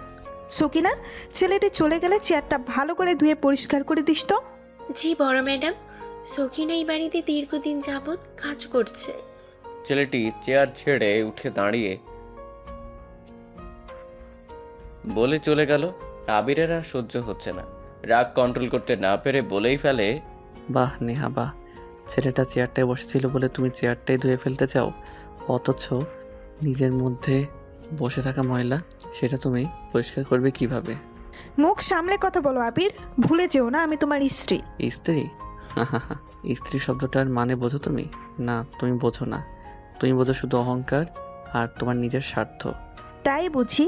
স্বার্থপর কি শুধু আমি একা? তুমি নও? আজ পর্যন্ত নিয়েছো ছাড়া কি দিয়েছো? তুমি আমার আবার বড় বড় লেকচার দিচ্ছ। কি দেইনি তোমায় আমি? আমার পরিবার, ভালোবাসা সব ছেড়েছি তোমার জন্য আমি। ভালোবাসা? তোমার ভালোবাসা মানেই তো ওই ধ্যারা গেও মেয়েটা। কি পেয়েছিলে মেয়েটার থেকে তুমি বলো তো? আমাকে দেখো, আজ তুমি যা তার সবই আমি তোমাকে দিয়েছি। তোমার টাকা, গাড়ি বাড়ি, সম্পদ, ঐতিহ্য সব আমার টাকাই কেনা। ভুলে যেও না মিস্টার আবির খান, ও সরি আবির চৌধুরী। তোমার নামের সাথে যেই পদবিটা এখন ব্যবহার করো ওটাও কিন্তু আমারই দেওয়া। ব্যাস, অনেক বলেছো তুমি। কোনো কিছু লোভই আমার নেই। আর কাকে তুমি গেও মেয়ে বলছো? আমি তো আমার আগের জীবনটাতেই ভালো ছিলাম। আজ আমি তোমার সাথে এখানে আছি সেটা শুধুই লাবণ্যর জন্য। সেই দিনটা তোমার মনে আছে নেহা? তোমার জন্মদিনের পার্টিতে শরবতের সাথে আমাকে তুমি ঘুমের ওষুধ মিশিয়ে দিয়েছিলে। আমাকে পাওয়ার জেদে তুমি আমার সাথে যেই নোংরা খেলাটা খেলেছিলে সেদিন রাতে, তোমার সেই রাতের নোংরা খেলার ফসল আমাদের মেয়ে লাবণ্য। আমি তো কিছুই জানতাম না। আমি আমার আর আরি, যাকে আমি ভালোবেসে বিয়ে করেছিলাম, তাকে আর আমাদের সন্তানকে দেখতে গিয়েছিলাম। কিন্তু তুমি আমার আগে সেখানে পৌঁছে গিয়েছিলে 1 বছর বয়সের লাবণ্যকে নিয়ে। আমি তোমাকে বিয়ে করতে চাইনি। আরি বলেছে ইসলামে দ্বিতীয় বিয়ে জায়েজ আছে। আমি তোমায় বিয়ে না করলে লাবণ্য হবে সমাজের অবৈধ সন্তান। তার কথাই আমি তোমায় বিয়ে করেছি। আর তুমি বিয়ের পর নানানভাবে লাবণ্যকে মেরে ফেলার হুমকি দিয়ে আমার পরিবারের কাছ থেকে আমাকে আলাদা করেছো। আমাকে বাধ্য করেছো আমার পরিবারের কাছে ঘৃণার পাত্র হতে। আমি কোনো নোংরা খেলা খেলিনি আবির, আমি তোমাকে ভালোবেসেছিলাম। তোমার অফিসের বস ছিলাম আমি। আমার রূপ সৌন্দর্য সবতেই আমি তোমায় ধরে রাখতে চেয়েছি, কিন্তু তুমি কখনো আমাকে পাত্তা দাওনি। আমি তোমায় আরও আগে পেতাম, কিন্তু যখন বাবার অসুস্থতার জন্য লন্ডনে গিয়ে ভিসার সমস্যায় আটকে পড়ি, আমি নিশ্চিত ছিলাম নেক্সট 5 বছরে আমার অফিস তুমি ছাড়বে না, কারণ তোমার কন্ট্যাক্ট পেপারে সিগনেচার করা ছিল। যদি তুমি জব ছাড়া চেষ্টাও করো তাহলে তোমার জেল হতে পারে। আমি লন্ডনেই তোমার সন্তানকে ভূমিষ্ঠ করি। যখনই ফিরে আসি শুনি তোমার বিয়ে হয়ে গেছে, একটা মেয়েও হয়েছে। তখন আমার খুব কষ্ট হয়, আর তাই তোমাকে নিজের করে নেই। কে চাই সতীনের ঘর করতে? তাছাড়া আমার তো কোনো কিছুর অভাব নেই, তাহলে কেন আমি আমার স্বামীর ভাগ অন্য কারোর সাথে শেয়ার করব? এর জন্য আমি তোমাকে তোমার সব মায়াচাল থেকে দূরে সরিয়ে এনেছি, কিন্তু তার বিনিময়ে তোমাকেও আমি অনেক কিছু দিয়েছি। কিচ্ছু দাওনি তুমি আমায়। তুমি শুধুই আমাকে চেয়েছো, কিন্তু কখনো ভালোবাসতে পারোনি। তুমি তোমার জেদ আর অহংকারে অনেকগুলো জীবনকে নষ্ট করে ফেলেছো, এমনকি নিজের মেয়েটাকেও বিগড়ে দিয়েছো।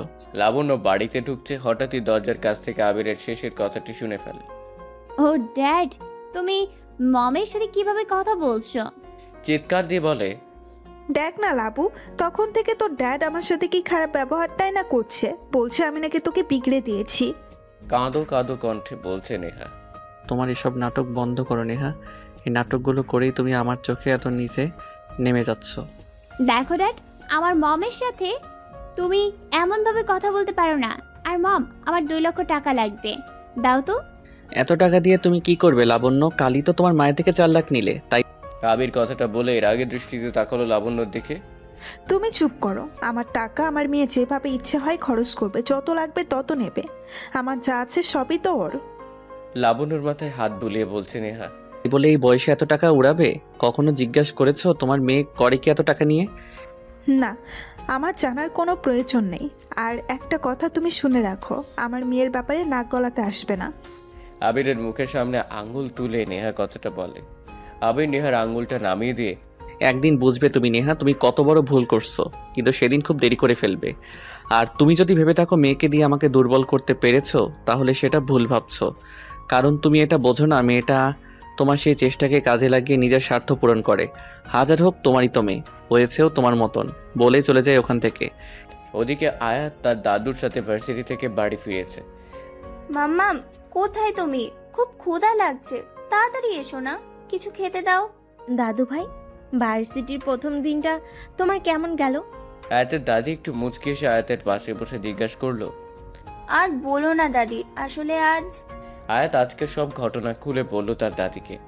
কি বলছো কি দাদু ভাই? তাহলে তো ওরা তোমাদের পিছনে আবার লাগবে। আমি কতবার বলেছি মেয়েটা বড় হয়েছে, বিয়ে দিয়ে দিতে, কিন্তু শুনলো না। এরা লেখাপড়া করাবে, যদি কোনো বিপদ আপদ হয় তাহলে সেই দায়িত্ব কে নেবে? আহা রেহানা, তুমি এত চিন্তা কেন করছো? আমাদের দাদুভাই খুবই বুদ্ধিমতী মেয়ে, তুমি অযথাই চিন্তা করছো। ওর কিছু হবে না। ওসব ছেলে মেয়েদের 3 বেলা মেরে সোজা করতে হয়। বাবার টাকায় আশকারা পেয়ে পেয়ে এমন হয়েছে। এমন ভাবে বলছো যেন তুমি ওদের মারার ক্ষমতা রাখো। একটা কথা শুনে রাখো, আমার দাদু ভাইয়ের যদি কিছু হয় তাহলে তোমার খবর আছে। ঠিক আছে, আমার খবর বানিয়ে তুমি টেলিভিশনের পর্দায় দেখিয়ে দিও। কি বললে তুমি? আয়াত দেখছে দাদা দাদির ঝগড়া। আহ, থামবে তোমরা। আর দাদি, লেখাপড়াটা আমার স্বপ্ন, আমি কি খারাপ ভাবে চলি বলো? আমি যদি আমার ইসলামে উল্লিখিত নির্দেশগুলো না মেনে চলি, লেখাপড়া করি, তাহলে দোষ কোথায়? তুমি অন্য কারোর আচরণের উপর ভিত্তি করে আমাকে কেন লেখাপড়া ছাড়তে বলছো? কিন্তু দাদু ভাই। কোনো কিন্তু না। এই ছোট্ট একটা বিষয়কে তোমরা এত বড় কেন করছো? দেখছো তো আমার ক্ষুধা লাগছে, মামাকে বলো না খাবার দিতে। আরিয়া এসে, মামনি খাবার টেবিলে গুছিয়ে রেখে এসেছি, খাবে চলো। আসলে চোখটা লেগে গিয়েছিল, তাই উঠে রান্না করতে একটু দেরি হয়ে গেল। ঠিক আছে মাম্মাম, চলো। আর তোমরা একটুও ঝগড়া করবে না, এই বলে দিয়ে গেলাম, নইলে তোমাদের সাথে আজ সারাদিন আমার কথা বলা বন্ধ। জানালার গ্রিল ছুঁয়ে দাঁড়িয়ে আছে আবির। আকাশের চাঁদটাকে দেখছে আর নিজের মাঝে জমানো সব কথাগুলো তুলে ধরে মনকে প্রশান্ত করছে।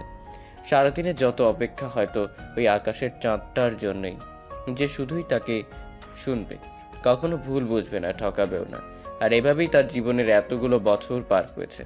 ওদিকে আরিয়া গভীর রাতে তাহাজ্জুদের সিজদার মাঝে লুটিয়ে পড়ে নিজের সকল দুঃখ কষ্ট আর বেদনা জমা করে রাখছে। স্রষ্টার দরবারে নিজেকে সমর্পণ করছে। কে জানে অপর পাশের মানুষটা কেমন আছে, হয়তো ভালোই থাকবে। আচ্ছা মাম্মাম, তোমরা তাহাজ্জুদের সিজদাগুলো এত লম্বা হয় কেন? আয়াত আর মাম্মামকে জিজ্ঞাসা করছে। কারণ সিজদায় আল্লাহ রাব্বুল আলামিন আমাদের অতি নিকটে থাকে। তাহলে তো যে কোনো নামাজের সিজদায় আমরা আল্লাহ রাব্বুল আলামিনের অতি নিকটে সাক্ষাৎ পেতে পারি। হ্যাঁ মামুনি, তবে তাহাজ্জুদের নামাজের ফজিলত অত্যন্ত বেশি। যারা তাদের রবের জন্য সিজদারত ও দণ্ডায়মান হয়ে রাত্রি যাপন করে, অর্থাৎ তাহাজ্জুদের নামাজ আদায় করে তাদের অবিচ্ছিন্ন আকাঙ্ক্ষাকে এই ইবাদতের ওসিলায় মাহকাম মাহবুদের পৌঁছে দেয়। তাহলে তো আমরা যা কিছু ইচ্ছা নির্দ্বিধায় নামাজে চাইতে পারবো রবের নিকটে। হ্যাঁ পারবে, তবে সেটা তোমার জন্য হালাল আর বৈধ হতে হবে। কথা বলতে বলতে ফজরের আজান দিয়ে দিল। দুজনের নামাজ পড়া শেষ। আয়াত এখন কোরআন তেলাওয়াত করছে। আরিয়া আয়াতের পাশে বসে মেয়ের কোরআন তেলাওয়াত শুনছে আর সকালে রুটি বেলছে। চৌধুরী ভিলায় ঘড়ির কাঁটায় সকাল 6টা।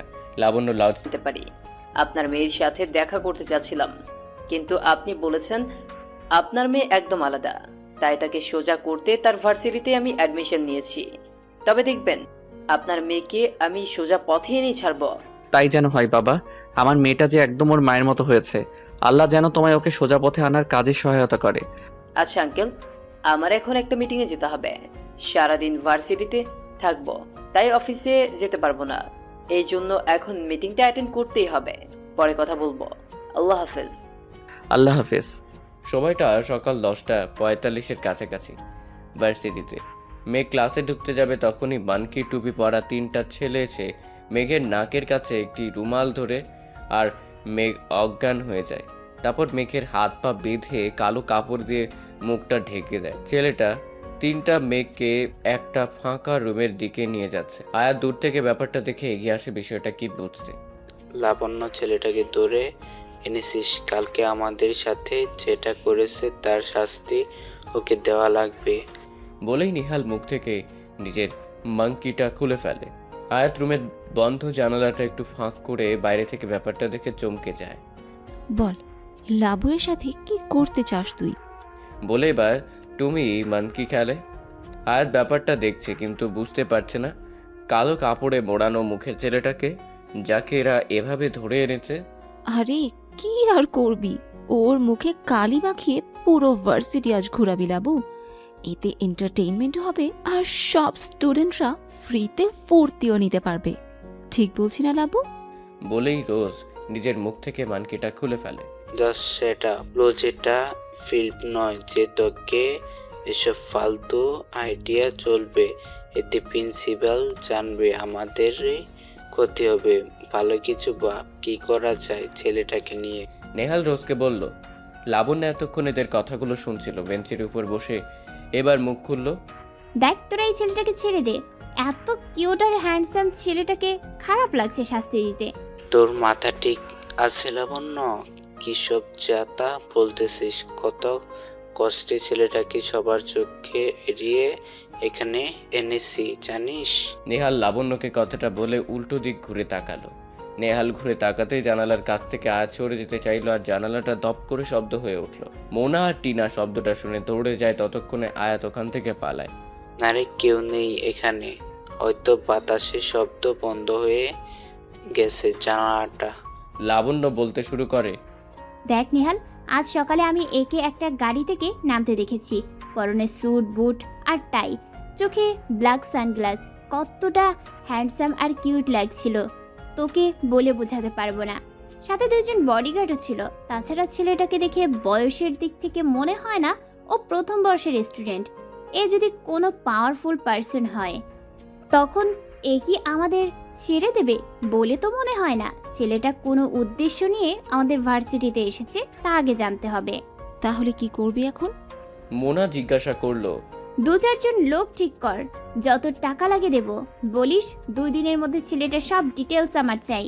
বলেই টাকার বান্ডিল ছুঁড়ে মেরে ক্লাসরুম থেকে বেরিয়ে গেল লাবণ্য। লাবণ্য যাওয়ার কিছুক্ষণ পর বাকি সবাই ক্লাসরুম থেকে বেরিয়ে যায়। আয়াত দূর থেকে সব দেখছে।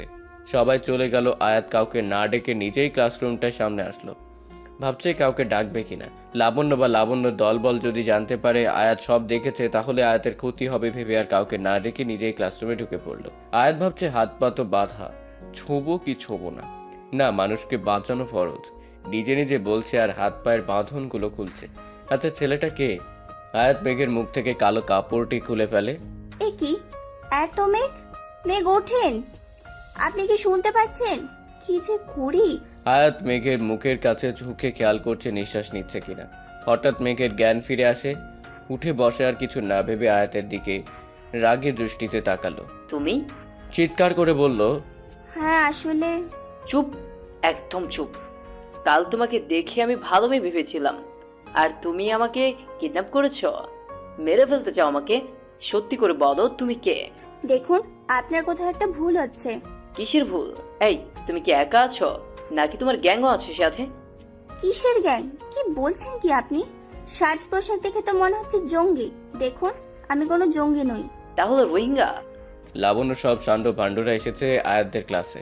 মেয়ে ক্লাসরুমে থাকায় লাবণ্য বাইরেই দাঁড়িয়ে আছে। নেহাল সবাইকে উদ্দেশ্য করে বলল, কাল আমরা সিনিয়ররা তোমাদের জন্য নবীনবরণ উৎসবের আয়োজন করেছি, তো সবাই সকাল 11টার মধ্যে চলে আসবে। আর তুমি কি যেন নাম? আয়াতকে উদ্দেশ্য করে বলল। আয়াত। ভয়ে ভয়ে নাম বলল। ও হ্যাঁ আয়াত, তুমি কাল 7টায় সময় আসবে। বলে নেহাল যেই চলে যাবে। আমি পারবো না আসতে। না আসলে তো হবে না, কালকে সবাইকে আসতে হবে ব্যাস। আর যে আসবে না তাকে তুলে আনা হবে।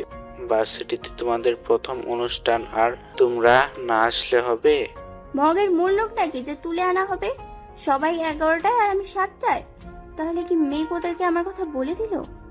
ওরা কি তাহলে আমাকে শাস্তি দেওয়ার জন্য? না, এই মেঘ সুবিধার নয়। ক্লাস শেষে এই যে মেঘ, শোনেন। মেঘ আয়াতের ডাকের কোনো রেসপন্স দিচ্ছে না। আপনার কি কান কাটা? কানে শোনেন না? মেঘ এবার আয়াতকে বলল, তোমার কি ছেলেদের গায়ে পড়ে কথা বলতে ভালো লাগে? বোরখাওয়ালি হয়েছ? তোমার শরীয়তের কোন আইন ছেলেদের গায়ে পড়ে কথার অনুমতি দেয়? আমাকে একটু বোঝাবে? দেখুন, আপনি কাল থেকে আমায় অনেক কিছু শুনিয়েছেন। ভেবেছিলাম আপনার সাথে কথা বলবো না, কিন্তু না বলে আর পারলাম না। আজ আমি আপনার জন্য এত বড় একটা বিপদে পড়েছি। মেঘ ভ্রু কুচকে, আমি আবার কি করলাম তোমাকে? ওনাদেরকে কি আপনাকে আপনার নামটা না বললে হতো না? দেখলেন তো আমাকে সকাল 7টায় আসতে বললো। ও এই কথা, ঠিক আছে চলো এসো। মেঘ, আপনি কি কিছুই বোঝেন না? আমি বাড়িতে কি বলে আসবো? যেখানে কিনা সবাই আসবে 11টায়, সেখানে আমার মাম্মা মামাকে এত সকালে আসতে দেবে বলে আপনার মনে হয়? তাহলে আসার দরকার নেই। না, আসলে ওরা আমাকে তুলে আনবে, শোনেননি? ঠিক আছে, আমি দেখছি কি করা যায়। আয়াতের চিন্তা মোটেও কাটে না। কি বলে যে সকাল 7টায় বাড়ি থেকে বের হবে সেটাই সারাদিন ভেবেছে। রাত্রে সে সকাল হয়ে গেল, হঠাৎ কলিং বেলের আওয়াজ। এত সকালে কে আসলো? মাম্মা, আমি দেখছি। দরজা খুলেই আয়াত অবাক। এত সকালে রূপালি, তুমি এখানে? আন্টি কি ভেতরে আছে? কে এসেছে মামুনি? আন্টি, আমি রূপালি। আসলে আজ আমাদের ভার্সিটিতে নবীনবরণ উৎসব। ভাবলাম আমার বাসা তো কাছেই, তাই আয়াতকেও ডেকে নিয়ে যাই। শুধু শুধু আজ আর ওর দাদুকে কষ্ট করে দিতে যেতে হবে না। আরিয়া ঘড়ির দিকে তাকিয়ে দেখে সকাল 6:30 বাজে। এত সকালে নবীন বরণ? হ্যাঁ আন্টি। আরিয়া কিছুক্ষণ চুপ করে থেকে বলল, আচ্ছা যাও। তারপর আয়াত আর রূপালী দুজনেই বাড়ি থেকে বের হলো। আয়াত, এখন আমি আসি রে। মানে তুমি যাবে না? না, আমি গিয়ে কি করব? আমাদের তো 11টায় যেতে বলেছে। প্লিজ রূপালি, এমনটা করো না। আমার একা যেতে খুব ভয় করছে। কে বললো তুমি একা যাচ্ছ? সামনে তাকিয়ে তো দেখো। আয়াত সামনে তাকিয়ে দেখে মেঘ গাড়ি নিয়ে দাঁড়িয়ে আছে। না, আমি মেঘের সাথে যাব না। তুমি চলো না রূপালি। পাগলামি করো না আয়াত। মেঘই আমাকে বলেছে তোমাকে নিয়ে আসতে। এখন তুমি যদি এমন করো তাহলে মেঘ চলে যাবে, আর তোমার সমস্যা তোমাকেই বুঝতে হবে। আমি যদিও তোমার সাথে যাই, সিনিয়রদের থেকে কোনোভাবেই তোমাকে বাঁচাতে পারবো না। তার চেয়ে বরং তুমি মেঘের সাথে যাও, সেটাই বেটার হবে। আয়াত একটু একটু করে হেঁটে মেঘের সামনে এসে দাঁড়ালো। চলুন। মেঘ গাড়ির দরজাটা খুলে দিল। আয়াত গাড়িতে উঠলে মেঘ গিয়ে আয়াতের পাশে বসলো। ড্রাইভার, গাড়ি স্টার্ট করুন। গাড়ি চলছে আর আয়াত অস্বাচ্ছন্দ্য বোধ করছে। মেঘ সেটা খেয়াল করে, তাই মেঘ গাড়ি থামিয়ে সামনের সিটে গিয়ে ড্রাইভারের পাশে বসে। গাড়ি আবার চলতে শুরু করেছে আর মেঘ সামনের আয়নায় আয়াতকে দেখছে, অনেক নার্ভাস মেয়েটা। না জানি লাবণ্য দলবল আবার কোন ফোন দিয়ে এঁটেছে মেয়েটাকে হেনস্থা করার। গাড়ি এসে ভার্সিটির সামনে থামলো। খুব শান্ত পরিবেশ, চারিদিকে কাউকে খুঁজে পাওয়া যাচ্ছে না। আচ্ছা, ওরা আমাকে এত সকালে বোকা বানানোর জন্য আসতে বলেনি তো? সব আপনার জন্য হয়েছে। কে বলেছিল আপনাকে আমার নাম বলতে? দেখো, তোমার নাম আমি কাউকে বলিনি। বড্ড বেশি কথা বলছো, আর যদি একটাও কথা শুনি তাহলে তোমাকে একা রেখে এক্ষুনি চলে যাব। আয়াত ভয় আর কোনো কথা বলছে না, দুজনেই পুরো ভার্সিটিতে চক্কর দিচ্ছে।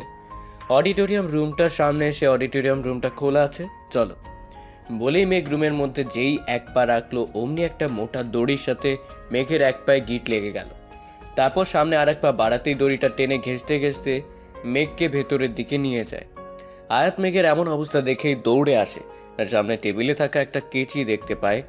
ভাবে কেচিটা দিয়ে মেঘের পায়ের দড়িটা কাটা যাবে। আয়াত তাড়াহুড়ো করে কেচির সাথে যে পাতলা লম্বা সুতোটা বাঁধা আছে তা খেয়াল না করেই সোজা গিয়ে টান দিল, আর উপর থেকে এক বালতি কাঁদা এসে আয়াতের মাথায় পড়লো। আয়াতের বোরকার নেকআপ সব কাঁদায় ভিজে গেছে। আয়াতের এমন কাঁদা মাখা শরীরের নাজেহাল অবস্থা দেখে মেঘ না হেসে পারল না। খুব হাসি পাচ্ছে আপনার? আয়াত ভ্যা করে কান্না জুড়ে দিল। তারপর মেঘ আয়াতকে সান্ত্বনা দিচ্ছে, আয়াত অনেক কান্না হয়েছে, এখন থাম। সামান্য কাদাই তো, এতে কান্না করার কি হলো? সামান্য কাদা, তাই না? আপনার গায়ের উপর পড়লে বুঝতেন। ভ্যা করে কান্না করেই যাচ্ছে আয়াত আর বলছে, এই কাদামাখা অবস্থায় আমি বাড়িতে যাব কিভাবে? রাস্তার মানুষ তো সব হাসবে আমাকে দেখে। আর মাম্মাম, আমার মাম্মামকে কি বলবো? দাদিও জানতে পারলে বলবে লেখাপড়া না করে মেয়েকে বিয়ে দিয়ে দাও। রাখে। কি হলো মেঘ, দেবেন? আয়াতের ডাকে মেঘ তাড়াতাড়ি ব্যাগগুলো আয়াতের হাতের আঙ্গুলে বাঁধিয়ে দেয়। আয়াত আঙ্গুলের মোচড় পেয়ে তাল সামলাতে না পেরে 2 হাত দিয়ে ব্যাগগুলো যেই ধরতে যাবে তখনই দরজাটা খুলে যায় আর মেঘের সামনে আয়াতের মুখ চলে আসে। আয়াত সাথে সাথে ঘুরে ব্যাগগুলো নিয়ে ওয়াশরুমের ভেতর থেকে দরজাটা আবার বন্ধ করে দেয় আর মেঘ আয়াতের মুখটা দেখে সেখানেই থমকে যায়। মনে মনে ভাবে, এই বোরখাওয়ালি আয়াত এত সুন্দর দেখতে। আর ওদিকে আয়াত ওয়াশরুমের দরজার সাথে পিঠ ঠেকিয়ে মনে মনে বলতে থাকে, হে আল্লাহ, আমাকে তুমি ক্ষমা করে দাও, আমি ইচ্ছা করে মেঘের সামনে আসিনি। মেঘ আয়াতের মুখ দেখে নেওয়ায় আয়াত মেঘের সাথে কথা বলতে লজ্জা পাচ্ছে। হঠাৎ মেঘ আয়াতকে ডাকলো। কি হলো, ওখানে বসে থাকবে নাকি? আয়াত চুপ হয়ে আছে। দেখো, আর কিছুক্ষণের মধ্যেই সবাই চলে আসবে।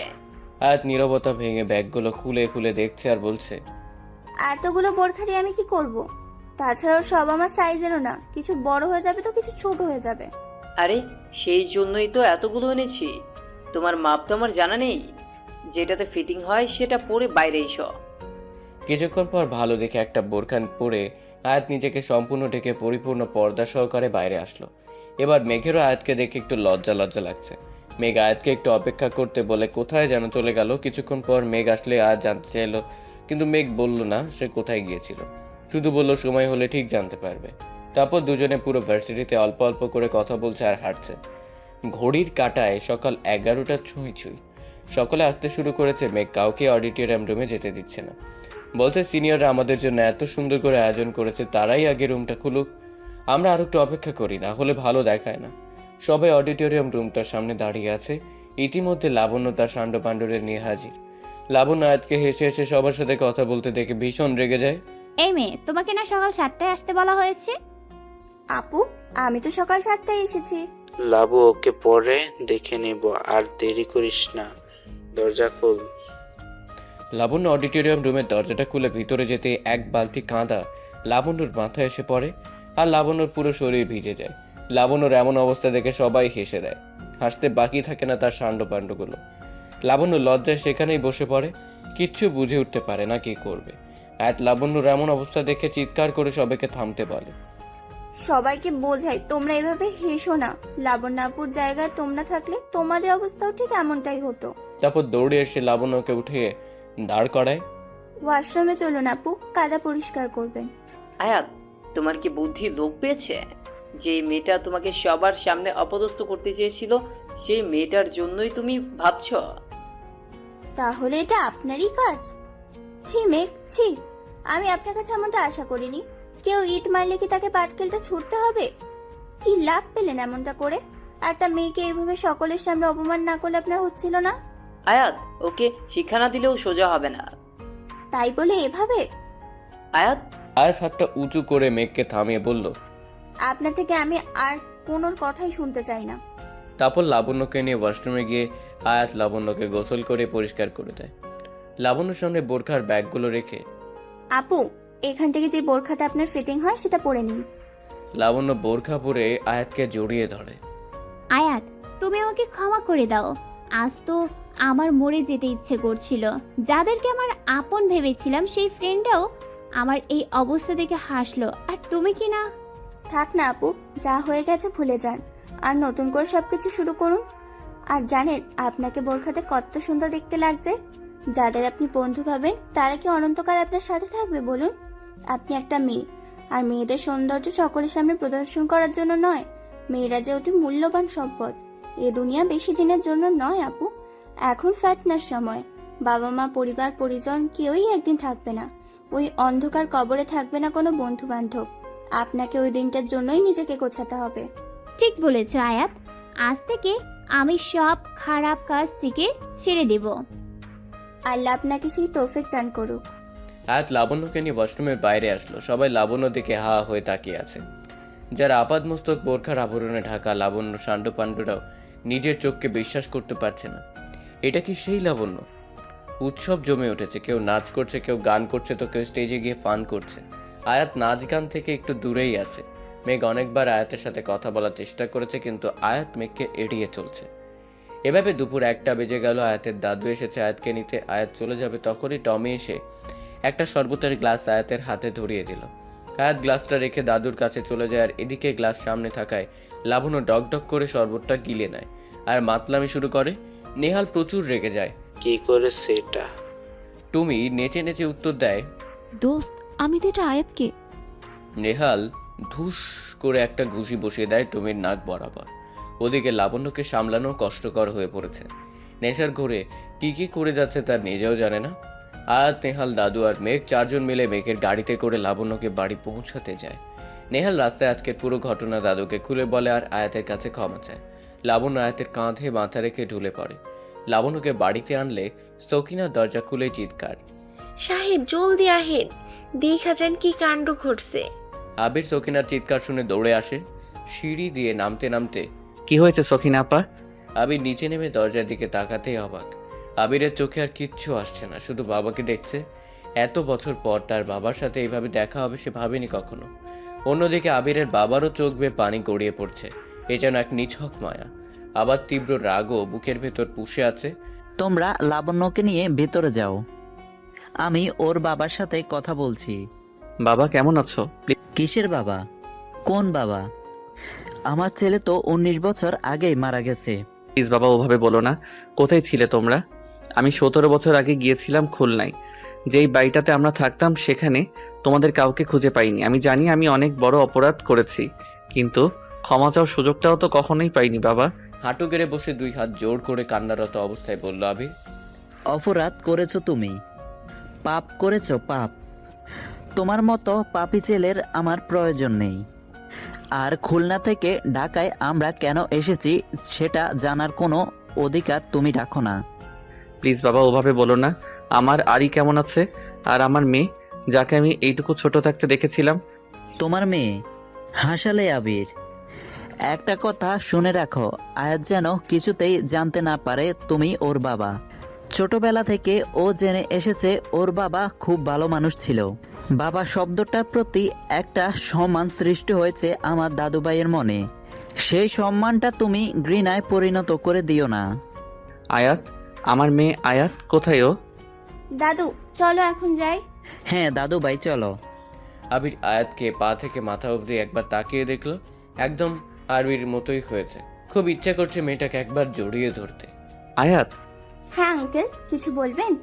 না, কিছু বলবে না। তুমি চলো তো দাদু ভাই, এমনিতেই অনেক দেরি হয়ে গেছে, তোমার মাম্মাম চিন্তা করবে।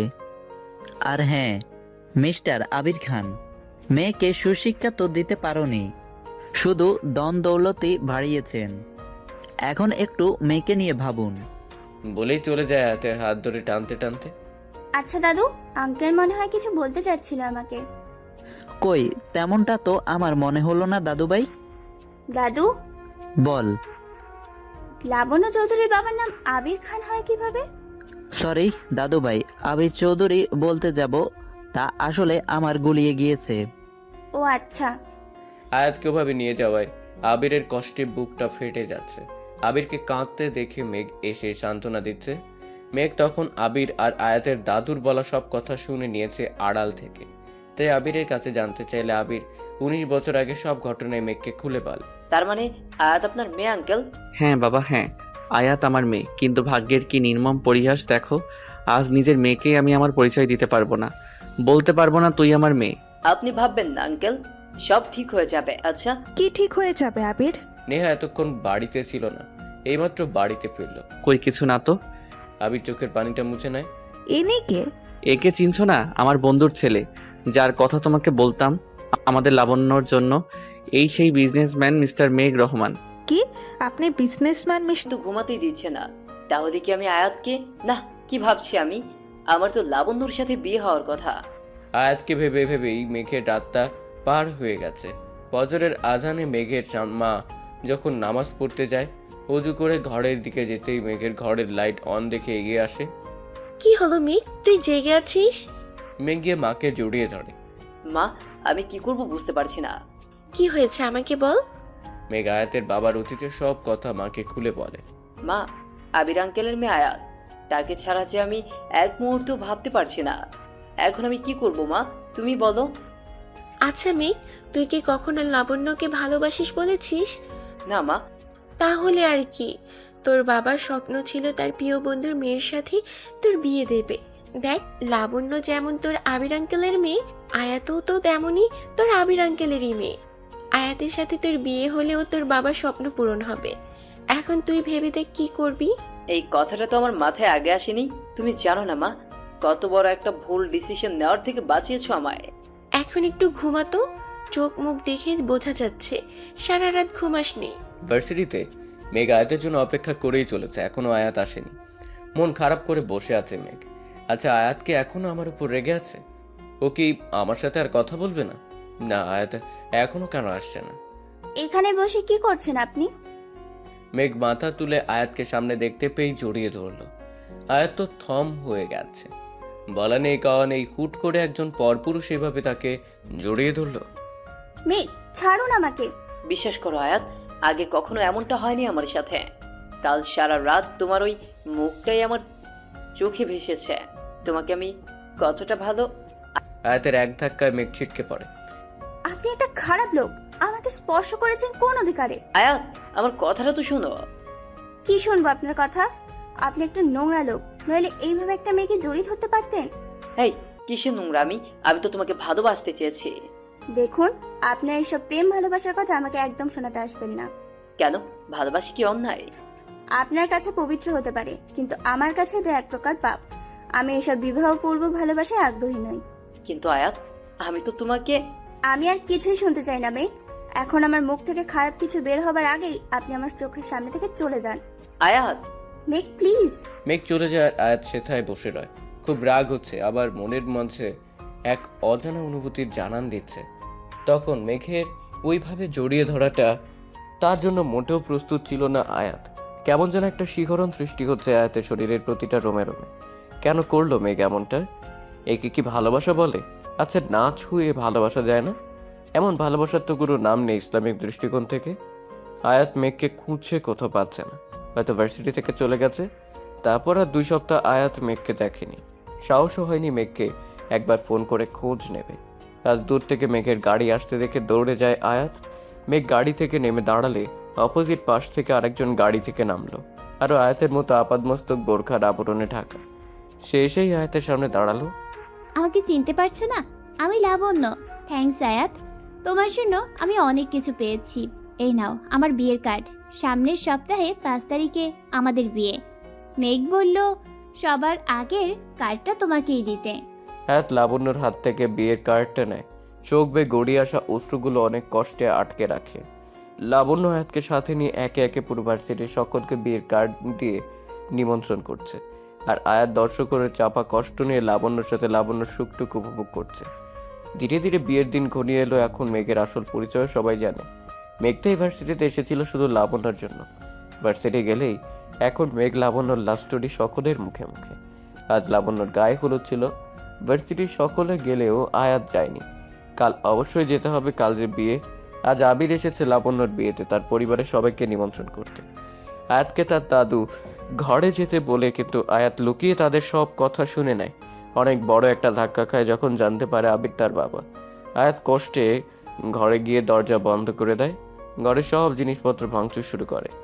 কেন আমাকে সারা জীবন বলা হয়েছে আমার বাবা মৃত? আয়াত আবিরের ডায়েরিটা হাতে নিয়ে পুড়িয়ে ফেলে। ঘরের ভেতরে জিনিসপত্র ভাঙচুরের আওয়াজ পেয়ে সকলে দৌড়ে আসে। আবির বাইরে থেকে নিজের সমস্ত শক্তি দিয়ে দরজা ভেঙে মেয়েকে এসে জড়িয়ে ধরে। কি করছিস কি মা? আয়াতের সামনে ডায়েরির পাতাগুলো পুড়ে ছাই হয়ে আছে। আয়াতের মা এসে আয়াতের গালে সজোরে থাপ্পড় মারে। কি পড়িয়েছো তুমি এটা? মারো মাম্মাম, আমাকে তুমি যত খুশি মারো। তবুও মাম্মাম, এই লোকটাকে আমি বাপে বলে মানতে পারবো না। এই ডায়েরির প্রত্যেকটা কথা মিথ্যা। এই লোকটা সম্পূর্ণ ভুলে ভরা। তোমাকে ঠকিয়েছে এই লোকটা। তুমি এই ডায়েরিটার কোনোদিনও পড়বে না। কখনো এই লোকটার কথা মনে করে কষ্ট পাবে না। আয়াতের দাদা দাদি আবিরকে আয়াতের এমন অবস্থা দেখে অনেক অপমান করে তাড়িয়ে দেয়। অনেকদিন পর আয়াত ভার্সিটিতে আসে। এসে শুনে লাবণ্যর সাথে নেহালের বিয়ে হয়েছে। লাবণ্যর হঠাৎ এত চেঞ্জ হয়ে যাওয়া আর নেহালের লাবণ্যর প্রতি এত কেয়ারিং, এতদিনের বন্ধুত্ব ভালোবাসাতে পরিণত হয় মনের অজান্তে। আর মেঘ সেটা জানতে পেরে নেহার ভয়ে প্রকাশ করে না, কারণ নেহার কাছে মেঘ হচ্ছে সোনার ডিম পাড়া হাঁস। তাই মেঘ বিয়ের দিন নিজের জায়গায় নেহালকে বর বেশি বিয়ের আসনে বসিয়ে দেয়। আর মেঘ, সে কোথায়? লাবণ্য আর নেহাল আয়াতকে মেঘের কাছে নিয়ে যায়। আয়াতের সামনে মেঘ কান ধরে হাঁটু গেড়ে বসে পড়ে। সরি আয়াত, এটুকু অভিনয় করতেই হলো নেহাল লাবণ্যর জন্য। আয়াত মেঘকে ইশারায় উঠে দাঁড়াতে বলল। মেঘ উঠে দাঁড়ালেই আয়াত মেঘের বুকে কয়েকটা কিল বসিয়ে দেয়। আমাকে কেন বলেননি? সরি বললাম তো। সরি বললে সব ঠিক হয়ে যায়? আমার চোখের পানির বুঝি কোনো মূল্য নেই আপনার কাছে? আচ্ছা ঠিক আছে, আজ মাকে পাঠাবো তোমাদের বাড়িতে বিয়ের প্রস্তাব নিয়ে। মেঘ আয়াতকে আবিরের কথা বলে আবিরের কোনো কথাই আয়াত শুনতে চায়নি। মেঘ বোঝে আবির পরিস্থিতির শিকার হয়ে নেহাকে বিয়ে করেছে শুধুমাত্র লাবণ্যর কথা ভেবে। মেঘের সব কথা শুনে আয়াত আবিরকে বাবা হিসেবে মেনে নেয়। আর তাই আবির এখন তার পরিবারের সাথে থাকে। লাবণ্যর বিয়ে হয়ে গেল, আবির তার পরিবারের সাথে থাকতে শুরু করলো। আর নেহা একদম একা। আজ টাকা পয়সা ধন দৌলত সব নেহার কাছে আছে, নেই শুধু আপনজনেরা। নেহার বেশি দিন বাঁচবেও না, ডাক্তার বলেছে ব্রেন টিউমার। এখন লাস্ট স্টেজ চলছে, বরং 1 মাসের মতো সময় নেহার হাতে আছে। জীবনের শেষ সময়ে এসে নেহা তার পাপের জন্য অনুশোচনা করছে। নেহা তার স্থাবর অস্থাবর সব সম্পত্তি লাবণ্য আর আয়াতের নামে লিখে দিয়ে লয়ারকে নিয়ে আবিরের বাড়িতে যায়, কিন্তু আরিয়া নেহাকে ফিরে যেতে দেয় না। জীবনের শেষ সময়টা নেহা অনেক যত্ন আর ভালোবাসা পেয়েছে, আর বুঝে গেছে অর্থ সম্পদ আর অহংকারী জীবনের আসল সুখ নয়। জীবনের আসল সুখই হচ্ছে ভালোবাসা। 30 বছর পর আজ আবির আর আরিয়ার বিবাহের 50 বছর পূর্ণ হলো। বয়সের ছাপ তাদের শরীরে পড়ে গেছে, সেই যৌবনটা এখন আর নেই, কিন্তু তাদের ভালোবাসা সেই আগের মতোই আছে। অন্ধকার রাতে ছাদে বসে আরিয়া আবিরের কাঁধে মাথা রেখে আকাশের চাঁদটাকে দেখছে। আর আবির ওই চাঁদটাকে ডেকে বলছে, এই চাঁদ দেখো, আমাদের পথ চলা আজ 50 বছর পূর্ণ হয়েছে, কিন্তু এখন আর আমার বউটার আখ চিবিয়ে খাওয়ার দাঁত নেই। এই আবির, কি সব বলছো? আরে দাঁত নেই তো কি হয়েছে? বিলিন্ডার তো আছে, এই নাও। বলে 1 মগ আখের রস আরিয়ার হাতে তুলে দিল।